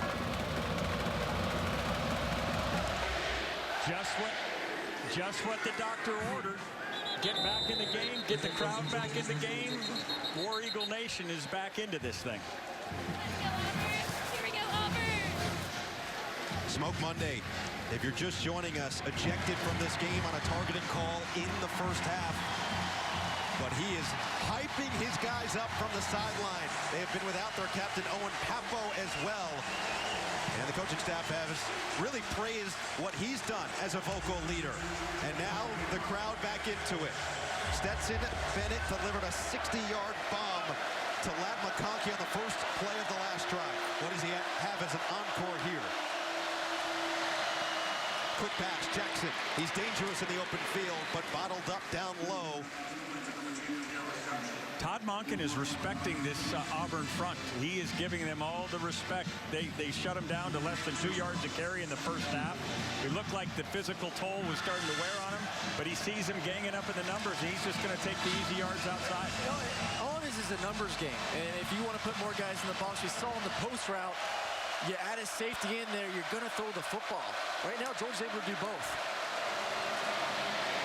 White weaves his way through that Auburn defense, has spun down in first down territory. And this is, to me, is what Georgia's offense is. We're seeing this half, able to run the football, get first downs, get the second and short, third and short manageable, play action pass, take some shots over the top.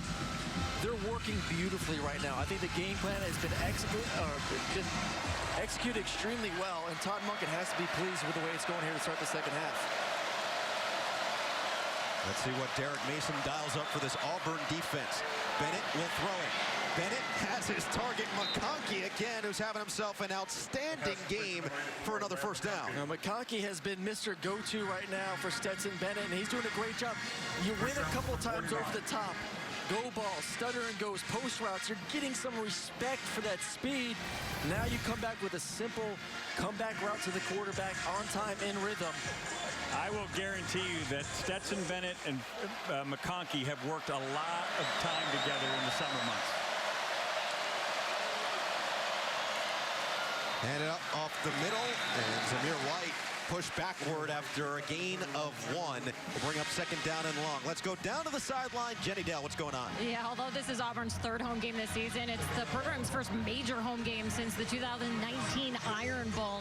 Kirby Smart knows it's a tough place to play. He said in all my experiences he's had at Auburn, it's been one of the toughest places in the conference. He noted that most SEC schools are loud, but he told me there's something about Jordan-Hare here and their incredible ability to affect the game in terms of noise. And guys, they have fired it up recently. The other thing, and I loved what Coach asked Derek Mason yesterday about whether or not they take it personally that all the praise has been on the Georgia defense side of things. He said, absolutely. You never want to settle for second when first is available.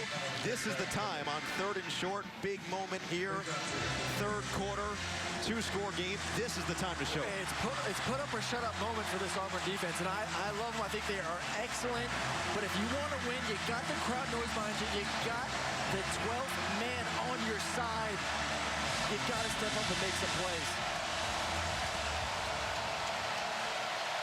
Big opportunity for the Tigers. Bennett keeps lots of open space. Bennett into the secondary. Look out, and he's tripped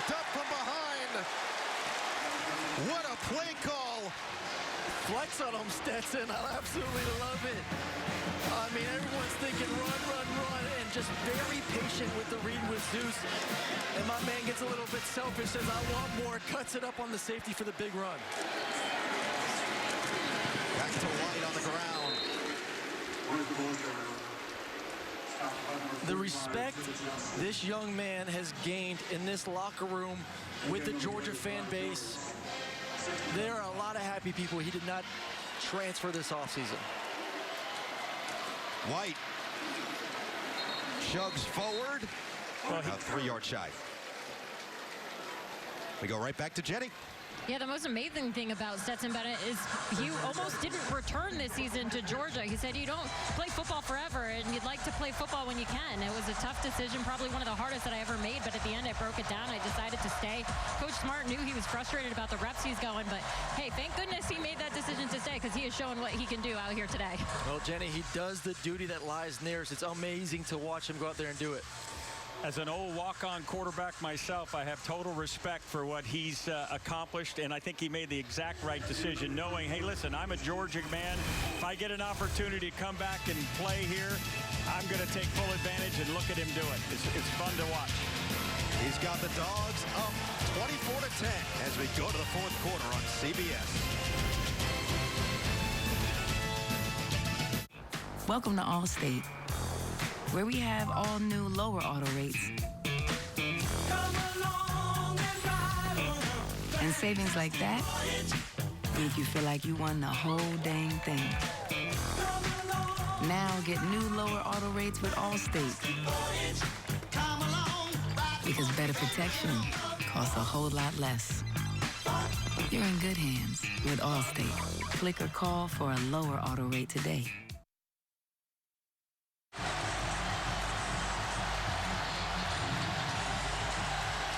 Jordan-Hare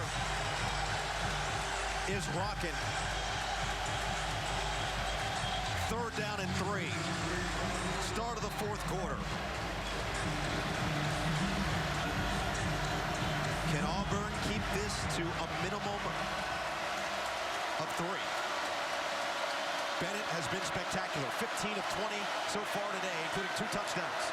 Cook the running back, but Bennett will throw. Looking for Cook. Forced out of bounds. Did he hold on? No, it's incomplete. Great play there by Roger McCreary, the Auburn corner. Making sure he didn't get to the line to gain and actually knocking the ball loose. Looks like he catches it, though. Yeah, he catches it. I want to interested to see, maybe get a couple more looks to see if he may have gotten a foot in or not.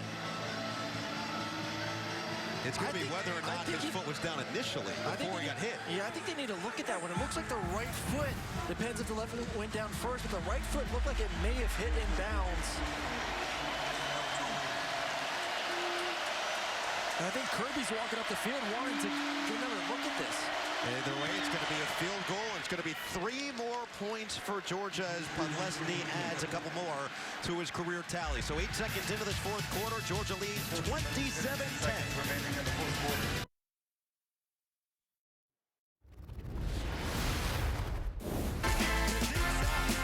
Rivalry renewed once again here at Jordan-Hare. Keep dreaming, don't stop, keep dreaming.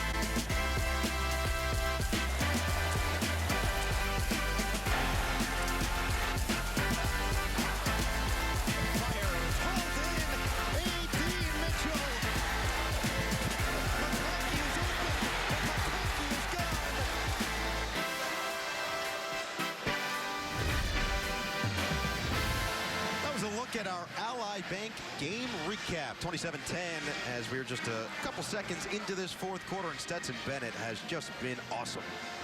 Yeah, 15 of 21, 235, 2 touchdowns. Not just dinks and dunks, he's letting it rip down the field, post routes, go balls, a little bit of everything. I know you see that 18 of 35 for Bo Nix. There has been a tremendous amount of drops in this ball game. Great last series, though. Let's see if this offense can keep it going. Well, he was 12 of 26 in the first half, so it's been much improved in the second half. And they're going to have to kind of pick up the tempo here. They're 3 scores down. We're in the 4th quarter. Plenty of time to get this done. It's happened before many times in college football. But look for Brian Harsin and Mike Bobo to increase the tempo. Scored 14 points last week against LSU in the 4th quarter, and Bo Nix is going to have to be another superhero here, whichever one he chooses. Another touchback and a 25-yard start for Auburn. Invesco brings you today's Scholar Athletes. Jack Podlesny, Anders Carlson, the 2 kickers on either side. Invesco is proud to support student athletes on and off the field with a donation of $1,000 to Georgia and Auburn's General Scholarship Funds. Now I think it's time to unleash Bo Nix. I think this Backyard Bo. Backyard Bo needs to come out. We need to get some T-shirts with Backyard Bo on it. This is his time to just, hey, go make plays. We need it, and we need it fast. Bixby, who had the touchdown earlier, carries the ball and is met immediately. Quay Walker just tracks him down.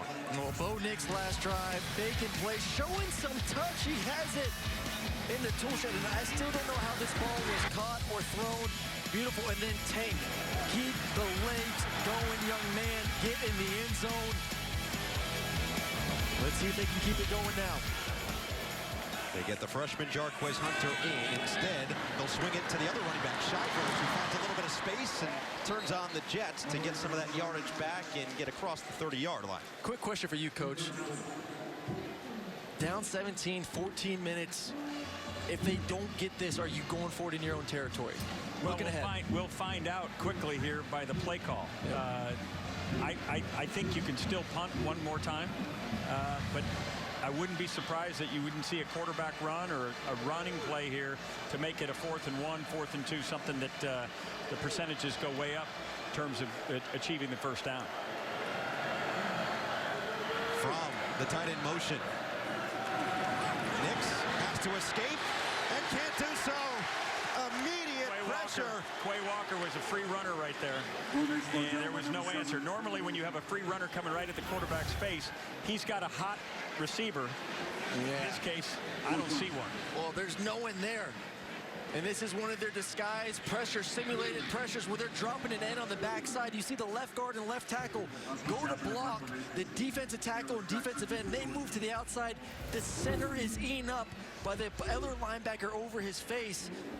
And then Quay right away is able to get in the backfield and make the play. Chapman sends it deep, and Jackson won't even return this one. Instead, it goes to the far side, and McConkey decides to try to take it back and is tripped up immediately. So 3 and out for Auburn, and Georgia up big. How's Sanchez looking? With your QB's increased spin rate, any pass with a launch angle of at least 43 degrees puts Sanchez in the end zone. You a data analyst or something? An investor in Invesco QQQ, a fund that gives you access to NASDAQ 100 innovations like AI statistical analysis software. How am I going to do? Become an agent of innovation with Invesco QQQ. Before investing, carefully read and consider fund investment objectives, risks, charges, expenses, and more in prospectus at Invesco.com. The Home Depot SEC on CBS is sponsored by the new Coca-Cola Zero Sugar. The Home Depot. Invesco QQQ. And by Progressive. Well, today's flyover was provided by the U.S. Army Aviation Center of Excellence from Fort Rucker, Alabama. How about those shots? That's awesome. This is awesome stuff. It's nice to be flying over full stadiums this year. That's true. a beautiful view. This place is packed, lively. I mean, they were getting this thing going 3 hours before kickoff. What a country. What a country we get to live in, boys. Without a doubt, and right now, what a performance by the Georgia Bulldogs here in Jordan-Hare. They have put on a clinic, especially on the defensive end. Allowed 3 points on the opening drive. Since then, it's been pretty much all dogs. And we'll see how they handle this. Just under 13 to play. Stetson Bennett has been masterful. Hand it off to Milton, and Milton cuts once. surges forward, gains 9, and we go down to Jenny Dell. Coming into the season, Coach Martin said he felt as if this team hit a plateau. Yes, they had success. They had lots of wins, bowl seasons, but he said something was missing. So in January, they started a mindset training program, skull sessions, if you will. They would focus on 4 DNA traits: toughness, resiliency, composure, and connection. Coach said he sees such a change. He's never felt a team more connected than this squad. More after this play, guys. 3 tight ends, and we'll just hand it right back to Milton. Turns forward and likely gains the first down there. Let's go right back to Jenny. Yeah, the players that I spoke to absolutely agree. I actually talked to Kieris Jackson. He told me they meet in small breakout sessions once or twice a week. They really break down the walls, study these specific traits. He said it's helped define who they are as players, people outside of the program. They use this technique in the game, and it's really changed the mindset of this whole program, guys. The Georgia rushing game averaged less than 2 yards a carry in the first half, 1.9. This second half, over 7 yards a carry. Huge credit to that offensive line unit. This time it's White. Puts the head down and gets through past the 50. Yeah, I want to go back to what Jenny was talking about, what this program has done for these young men. It starts with athletic director Josh Brooks and providing and leading by example, doing a great job. I mean, the facilities, everything these kids get, from meals to the workouts, the training. He's really leading the way along with Kirby Smart to make sure these kids are both physically and mentally ready to go each and every game. And Coach, it feels like this staff, Kirby and everybody he's surrounded himself with, they've done a great job of continuously adjusting with the times. Mental health has become such a big part of sports over the last couple of years, and they're following that trend and letting these kids, leading them, I should say, to success on the football field. Samir White with the first down right there. Listen, his mentor was Nick Saban. Yeah. Nick Saban leaves no stone unturned in terms of advancing the program for the well-being of the student athlete, to advance the offense, to advance the defense. He leaves no stone unturned. And Kirby learned that while being in Tuscaloosa as his defensive coordinator. There's no question they have the resources to do the same at Georgia, and he's following suit. I also love what he said when you asked him about trying to be a little bit more explosive offensively. He said, well, we feel like we can win with our defense, with our line of scrimmage. That's exactly what they've done. And they've had some of the explosive plays today as well. What he said is, hey, Rick, did you see that game against Ole Miss? Didn't that look like Derrick Henry pounding away? I mean, it was Brian Robinson this time for the Crimson Tide, going for 170 yards against Lane Kiffin's Ole Miss team. But he says, never lose sight of the ability to control the line of scrimmage. Well, and also you have to play to what you have. They're banged up at receiver right now. They got 4 backs. A great coach, as you know, plays to what he has. He's young at receiver. He's got great tight ends. He got great backs. And you have the best defense in college football. Chewing up more yardage. Kendall Milton, the sophomore from Fresno, California. So more on this. Alabama with that explosive offense. 45.6 points per game. But this Georgia defense, and we've seen it, another great example of it today. They're so stingy, and in pressure moments, they come up the hugest. If that's a word. It is. We made it a word right now. I love it. I said it with confidence. And if that game happens, it's going to be absolutely incredible. I mean, these two have really separated themselves from the rest of the teams in the country. But Georgia hasn't been tested in a way of a team that can run it and throw the football. And I'm really interested to see. I think they can handle it, but we got a long way to go before then. This time it's Cook.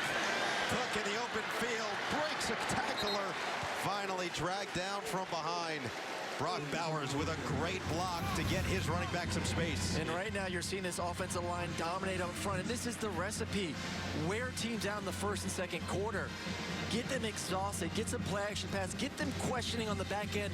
Do I want to fill? Do I want to come up and make a tackle? And we keep hitting it over and over again. Fresh legs at the running back position. White, Cook, Milton, Kenny. They just rotate in, and those guys take advantage. The other thing he's doing is he's bleeding this clock. He knows you take this time away, you take hope away. Right back to Cook. Cook, just hard running, looking like his brother Dalvin, and the senior from Miami, who Todd Monken said is one of the leaders of this offense. Said he's been vocal, said he's led by example, picks up 5 more. Well, I love the competition between him and Zamir. And talking to Monken, those two guys every single day in the offseason are trying to outdo each other, whether it's in the weight room, whether it's in conditioning, in the film room. Those two guys push each other and are a great example, and that's why they've had the success this year. Second half, 20 runs, 7 passes from Georgia. One of those passes, 60-yard touchdown. This time it's Kendall Milton who loses his helmet on the way down. 3rd down and short here. Brian Harsin knows he's 3 scores down, but if you can hold to a field goal here, there's still hope. He's still saving his 3 timeouts for drives to be. Hopeful is still in the game, but this is a monster down if you're a Tiger fan. Yeah, if I'm Derek Mason, you got to bring some pressure here. I'm going all out, cover 0, man-to-man on the outside, and I'm going to sell out to stop this run. 3 tight ends once again. Play clock down to 2. Bennett did get it off in time, but potentially timeout called. Kirby ran down there and got the timeout. Yeah. Timeout, Georgia. That's when you can really see the head coach's sprinting speed. Oh, yeah. How was it? Pretty good. I'd give him high marks. Good combine score from Kirby. Not Olympic style.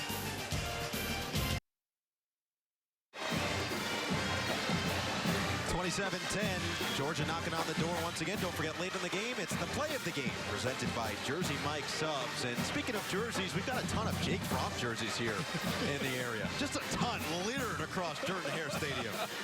Jake Fromm's little brother caught the touchdown last week. That's miraculous play from Bo Nix as he kept himself alive. But you're right, there are a lot of number 11 jerseys, although that might be Aaron Murray's jersey. I'm literally like cramping because I'm laughing so hard.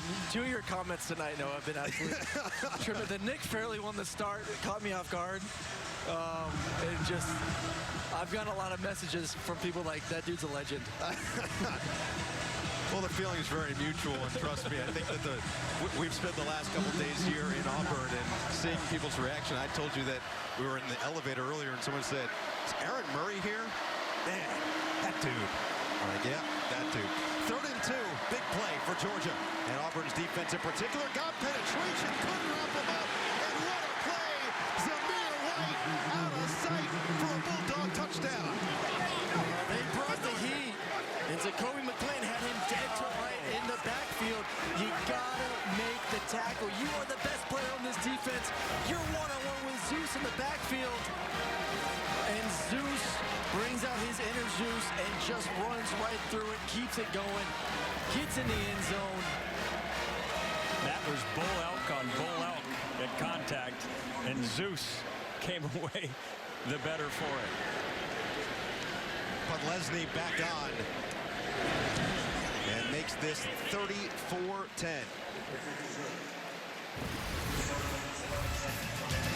He's nicknamed Zeus for a reason. Power, size, strength, classic runner up the middle, extending the Bulldog lead, 34-10.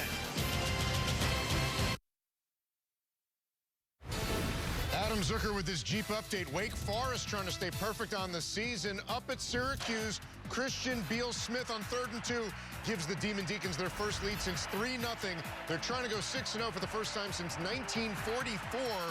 Orange need a number 44 with 3.5 to go down 7. Noah? Oh, Adam Zucker knows all about it. Number 44 at the Cuse, and right now the Orange looking to storm that comeback at the very end. Last couple minutes. That was our Jeep Studio update. Here is our current situation. Georgia 34, Auburn 10, 7-11 left in the 4th quarter after an impressive run from Zamir White.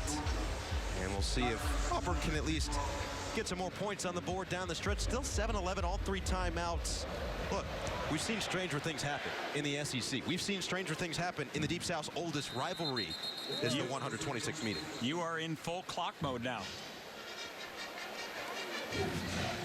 Tonight at 8, the second game of our SEC doubleheader. takes us to College Station, where #1 Alabama heads into what should be an electric atmosphere to take on Texas A&M. The SEC is in prime time tonight on CBS. Let's take a look at just comparing these four guys. Bryce Young and his predecessors through 5 starts at Alabama, and the numbers are eerily similar. I mean, the touchdowns for those quarterbacks, and who would have thunk it? Alabama and quarterbacks the past 5-6 years. I mean, it's just Coach Saban evolves with the times.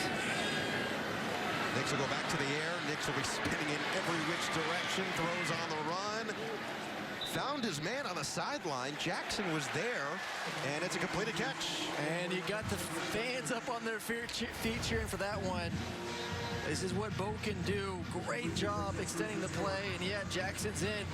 Most likely 2 feet there, and it's go, go, go time. Nix. Dump it off. Shivers.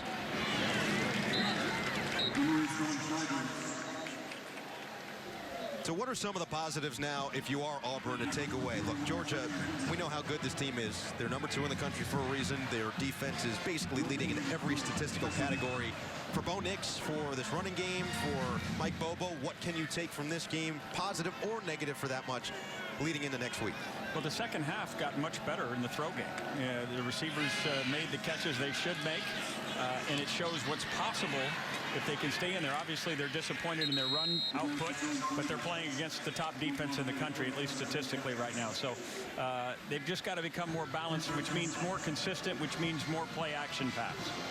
And they do got to make some more plays. Let's not forget, I mean, they dropped a not wide open, but a big 4th down conversion. Then Georgia, next play, goes over the top for a huge touchdown. I think the receiving position has to continue to evolve. Nix extends. And then nearly brought down he is.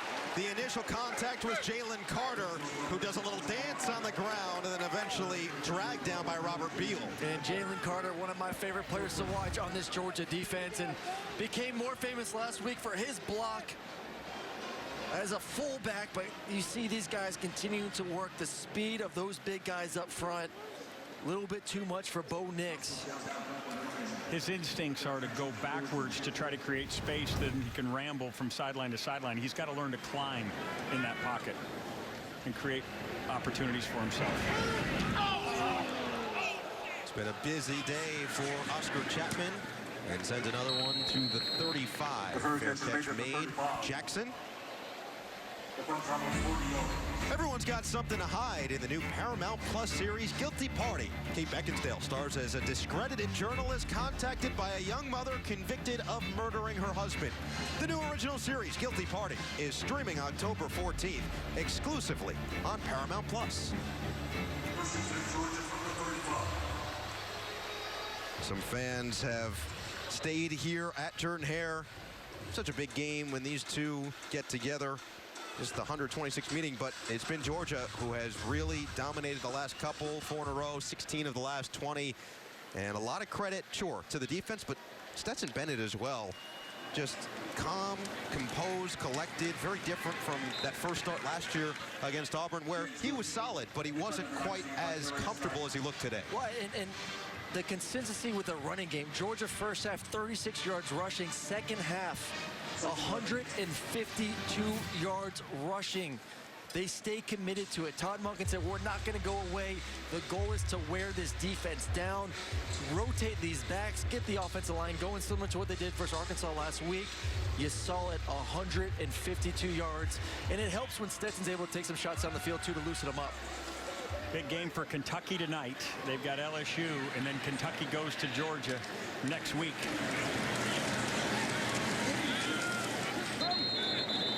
That game will be right here on CBS. And if Kentucky finds a way to dismantle the Tigers of LSU tonight, that's going to be a monster game in Athens. A couple of undefeated teams, 3 remaining in the SEC, and 2 potentially going toe-to-toe next week. 34-10, Georgia in control.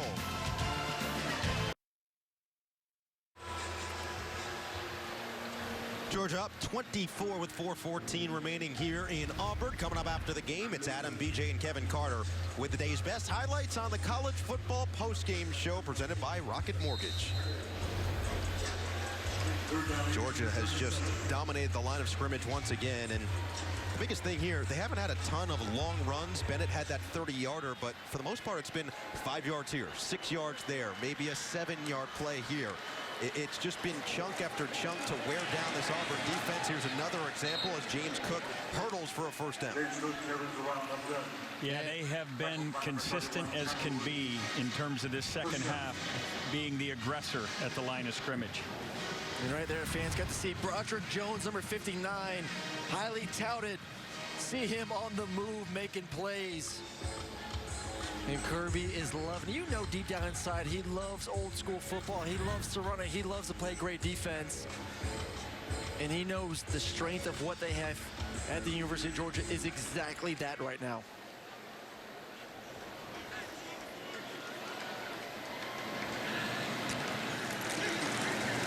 Edwards shuffles the feet. Runs into that wall. So let's revisit those keys to the game from earlier from both of you, and I'd say you were both on the money. Yeah, Georgia, they're spreading the love, which is what they love to do. They got plenty of talented backs, and then contain Bo Nix, negative 16 yards rushing. Huge, huge game for that defense. You can see Auburn was unable to run the football, less than 2 yards a carry. And in terms of trying to put the game in Stetson Bennett's hand, let's applaud Stetson Bennett, the fourth job, but they didn't get enough 3rd and longs. 3rd and 5 is too easy a down to convert. Love what Kirby Smart said about having his 2 quarterbacks. He said that they're both leaders on this team, and it's easier when the situation is the fact that one of them is injured, and they've been lifting each other up, Bennett and JT Daniels. But at this point, the way Bennett has played, he's gunning for this job long term, and we'll see in the weeks to come whether or not that will be the case. Under 3 to play in this 4th. Auburn calls the timeout. Their 2nd of 3. Dear college sports. USC transfer JT Daniels, who began this season as the starter with a lat injury, hasn't played the last couple of games, and Stetson Bennett has taken over. He's taken the keys, and he's driven the car beautifully to this point. Kirby Smart told us yesterday that he thinks that half the time his guys don't even know who's in at quarterback. They just trust that either one of them is going to get them the ball, which is obviously a luxury to have. But with the way things are going, Stetson Bennett could be earning himself a full-time role. It's going to be a tough decision, and we'll see what this penalty is.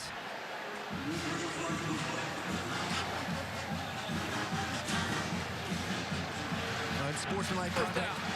Going to give Georgia the first down, and Auburn makes a good play and then shoots themselves in the foot, unfortunately, and Georgia will continue this drive. But going back to the discussion about the quarterback situation, it's a great luxury to have, knowing the confidence in Stetson from this football team. I don't know what you do. I don't, because it's hard to take out a hot hand, a guy that's winning football games, that's doing everything that Stetson's doing, plus adds the dynamic ability of running the football. It's going to be a tough decision. It may play right into your hands, because what you want to do with Stetson Bennett is get him back, what you want to do with JT Daniels is get him back to completely healthy. If you can get through the Kentucky game, you get a bye after that in anticipation for the game in Jacksonville with Florida. So if you can get him 100% healthy, you get to see Stetson Bennett play again next week against Kentucky. And then you can find out where Stetson Bennett is. Is he our starter? JT Daniels, can come off the bench, clap his hand 3 times, and lead a comeback if it's required of him. Now, JT Daniels started the season as a starter, but that's just the way football works. Yeah, and you hate to see a guy lose a position because of an injury. But quarterback's a different beast, because you can't just rotate guys in there. You can't have a 2-quarterback situation. When guys are this similar in their ability to go out there and execute, I'm a big fan of both. And obviously JT brings you the ability to be a little bit more accurate down the football field, but then Stetson gives you the ability to run the football, as we see in the zone read. Savon Clark, just his 3rd carry of the season, picks up a couple, and now it's time for the play of the game, presented by Jersey Mike Subs. And beautifully executed, run the ball to possession before, play action. You see the safety get a little bit sniffy, and then McConkey on a post route, beautifully run. The kid got some wheels. Go get you a sub. A little bit sniffy. Is that the name of your dog? Or? Sniffy. He's in there sniffing the run game. Getting in there a little too tight. I get your nose in there in the wrong spot. Sniffy. Sniffy, sniffy. I guess it's a good name for a dog. What's your dog's name, Aaron? Oh, you know him, Georgia, of course. Edwards again. And I got one shout out real quick. Happy birthday, Mama Murray. Oh, wow. Gotta throw it out there. Mama Murray. That's outstanding by you. Yeah, that's great work. Truly great work. Gotta get in there. Just in the nick of time. So 43 seconds left. Brian Harsin will take his last time out. So 4th down and 3. And for Georgia, improving to 6-0. They've got that game with Kentucky, which has a chance to be just a gargantuan in the SEC. Then Florida, Missouri, Tennessee, Charleston Southern. And this is a team that has the potential, and Kirby Smart knows it, to legitimately win it this year. They feel comfortable with where they are. They believe the mental health stuff has put them potentially over the top, and that defense is among, with some of those units, some of the greatest defensive units that we've seen. He says either you're either elite or you're not. Right now, Georgia is elite. Can they stay that way? No reason not to think so. A lot of people wonder why Auburn takes a time out there. Brian Harsin trying to instill a culture here, wants to get some more time in his 2-minute offense. But this is the kind of place where all of a sudden you kind of dare Georgia to go ahead and do something over the top. First down would end the game. Instead, they look end zone, and it's incomplete. Justin Robinson was the intended target. So Auburn will get the football back with 38 seconds remaining as we look ahead for the Tigers. They will drop to 4-2 on the season. They go to Arkansas next week, who is also now 4-2 after back-to-back losses. Then the 30th, Ole Miss. So a couple of difficult matchups in a row. A&M, look, there's never an off week in the SEC. No, not in the SEC West either. Obviously, SEC East this year a little bit down, but the West is an absolute grind. Ole Miss, Arkansas, Mississippi State. I love watching Mississippi State. That's a good football team. It is tough, and as we see, TJ Finley coming in to finish the football game for Auburn. Orchestrated that 98-yard drive to complete the comeback against Georgia State on September 25th, 2 weeks ago. And Finley will air it out. Has a man wide open over the middle. Well, he looks stately in the pocket. I mean, he is exactly the prototype of what you're looking for. He's a 6'5" guy, 240 pounds, stands in there and throws it beautifully. That was a strike.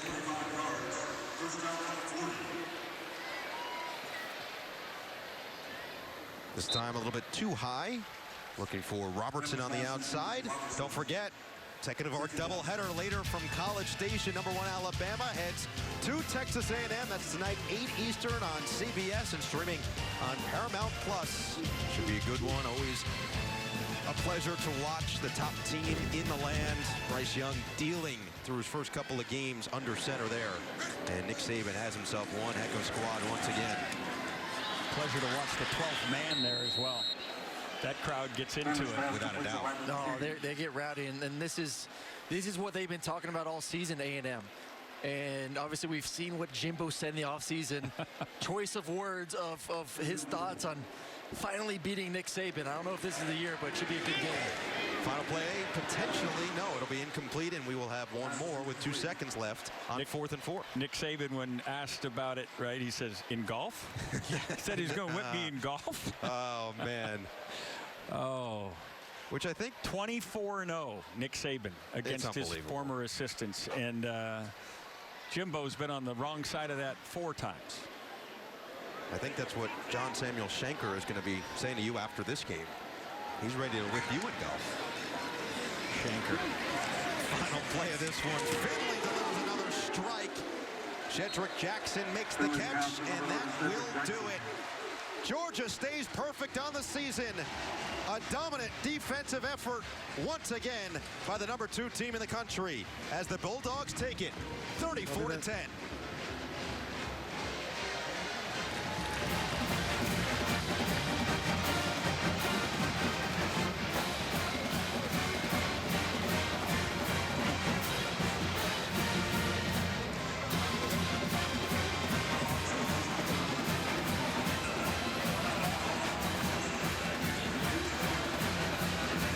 They've shown that they can win with their defense, and today they showed they can win a little bit with their offense as well. And running the football, Stetson Bennett, been labeled the game manager. He was far from that in his performance. 14 of 21, 231, 2 touchdowns. Push the ball vertically down the field. Keep the defense honest for Auburn. And you said, Noah, this defense is absolutely tremendous. It was great to see them live in action, do their thing. It's a complete football team. And they're still getting healthy. They got some receivers coming back. They got Washington healthy at tight end. They're going to continue to evolve. Obviously, JT's not playing right now. A lot of depth at wide receivers still coming back. Yep. At the end of the day, elite indeed. Right now, elite indeed. Enough said. Kirby Smart has himself a couple of just great units that play together as one, and they preach team before me. And you can see it in the way that they play. Bennett and Daniels lifting each other up. That receiving core that has been beaten down all season. Play for one another. That defense, too deep at pretty much every position. What's the old saying? It's amazing what can be accomplished when no one cares who gets the credit. Yeah. That looks to be the culture of the Georgia Bulldogs right now. For Demetrius Robertson playing against his former team here at Jordan-Hare.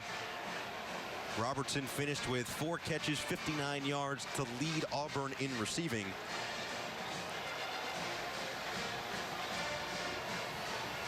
So, that'll do it for us from Jordan-Hare.